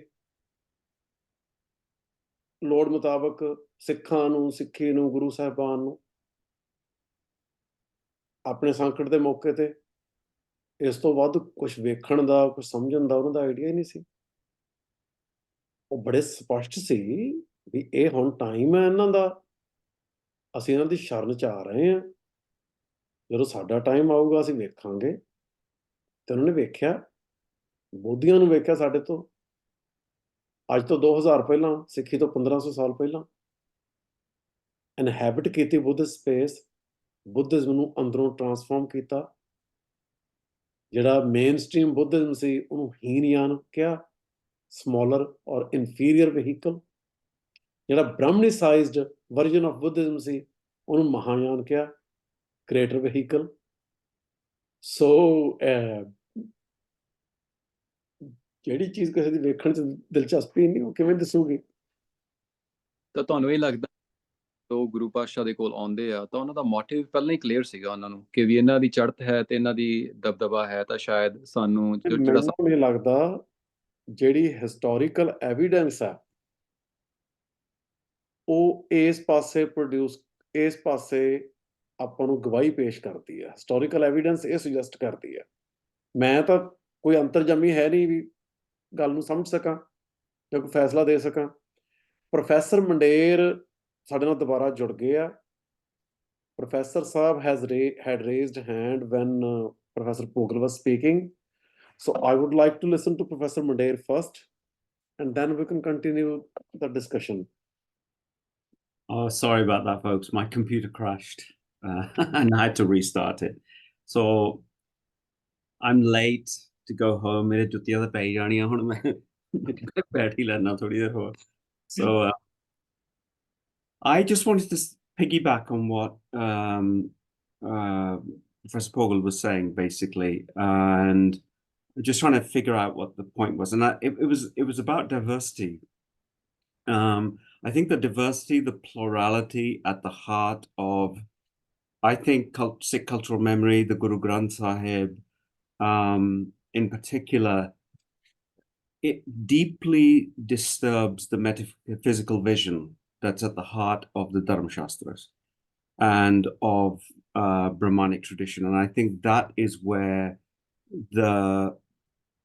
this kind of loggerheads has always been. And I think it disturbs, I think, that will to plurality, which is internal to the Guru Granth Sahib, both in its linguistic form, in its conceptual form, and in the sheer number of traditions that it's bringing together. That is what disturbs the kind of the Vedic economy. That's really just the point. It was piggybacking on what Bal was saying earlier, and then I got cut off just when I raised my hand. So. बहुत मेहरबानी. Thank you so much, Professor. And we had a good discussion. And thank you so much for joining us back. I thought your computer had crashed or battery died, something like that. And I am planning to hold that Sanatanism and Sikhi lecture as soon as I get a chance. 29th or 30th of this month, next Saturday, is one option. And first week of January is second option. Well, I'll let you know soon. And I'm going to design the course soon. And if you are interested, please join our courses.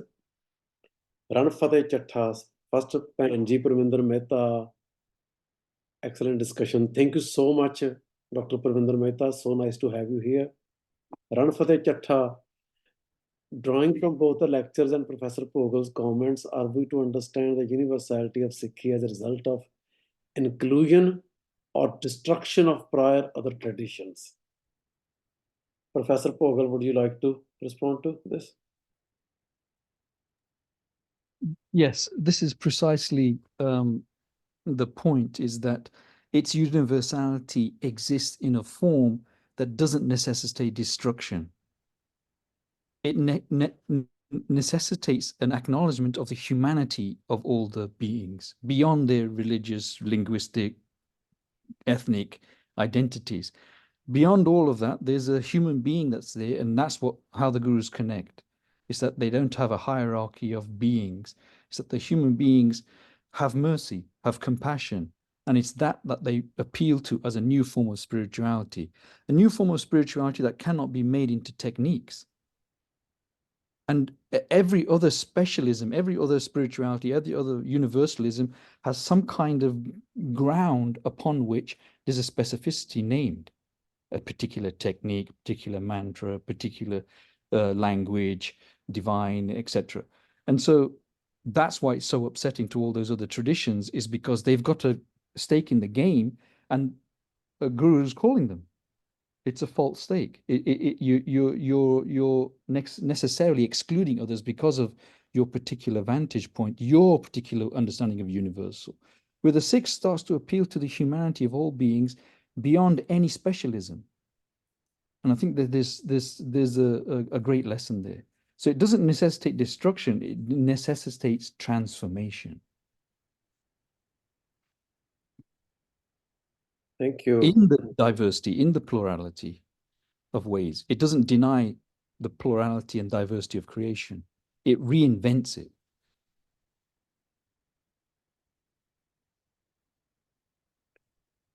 Okay. Fateh Chatta has another question. Is Khalsa to be understood then as a form of specificity differentiated from Sikhi? The specificity in and of itself is an expression of diversity. So the Bana and the Bani have its own form, have a particular wonderful expression, but it's in a new frame. It operates in a new frame in which it doesn't challenge the right of others to differ in their kind of expression. That's new. That should be acknowledged. It's not as though, oh, Sikhs now become named and they've got a tradition and they've got specifics. Guru Nanak is somehow open to everything, but Guru Gobind Singh isn't. And this is a understanding only within the old frame of plurality and the old frame of a discriminatory universalism. When you get a non-discriminatory universalism, a non-oppositional ontology, then the other isn't a challenge. Difference isn't a challenge. Difference is read differently. And I think why wouldn't Sikhs have a form? Why wouldn't they have their own expression, right? We're all struggling to understand the massive vision the Guru has given us. We're still trying to understand it. And we keep falling back into old paradigms to understand it, rather than realize there's a newness here that we're missing.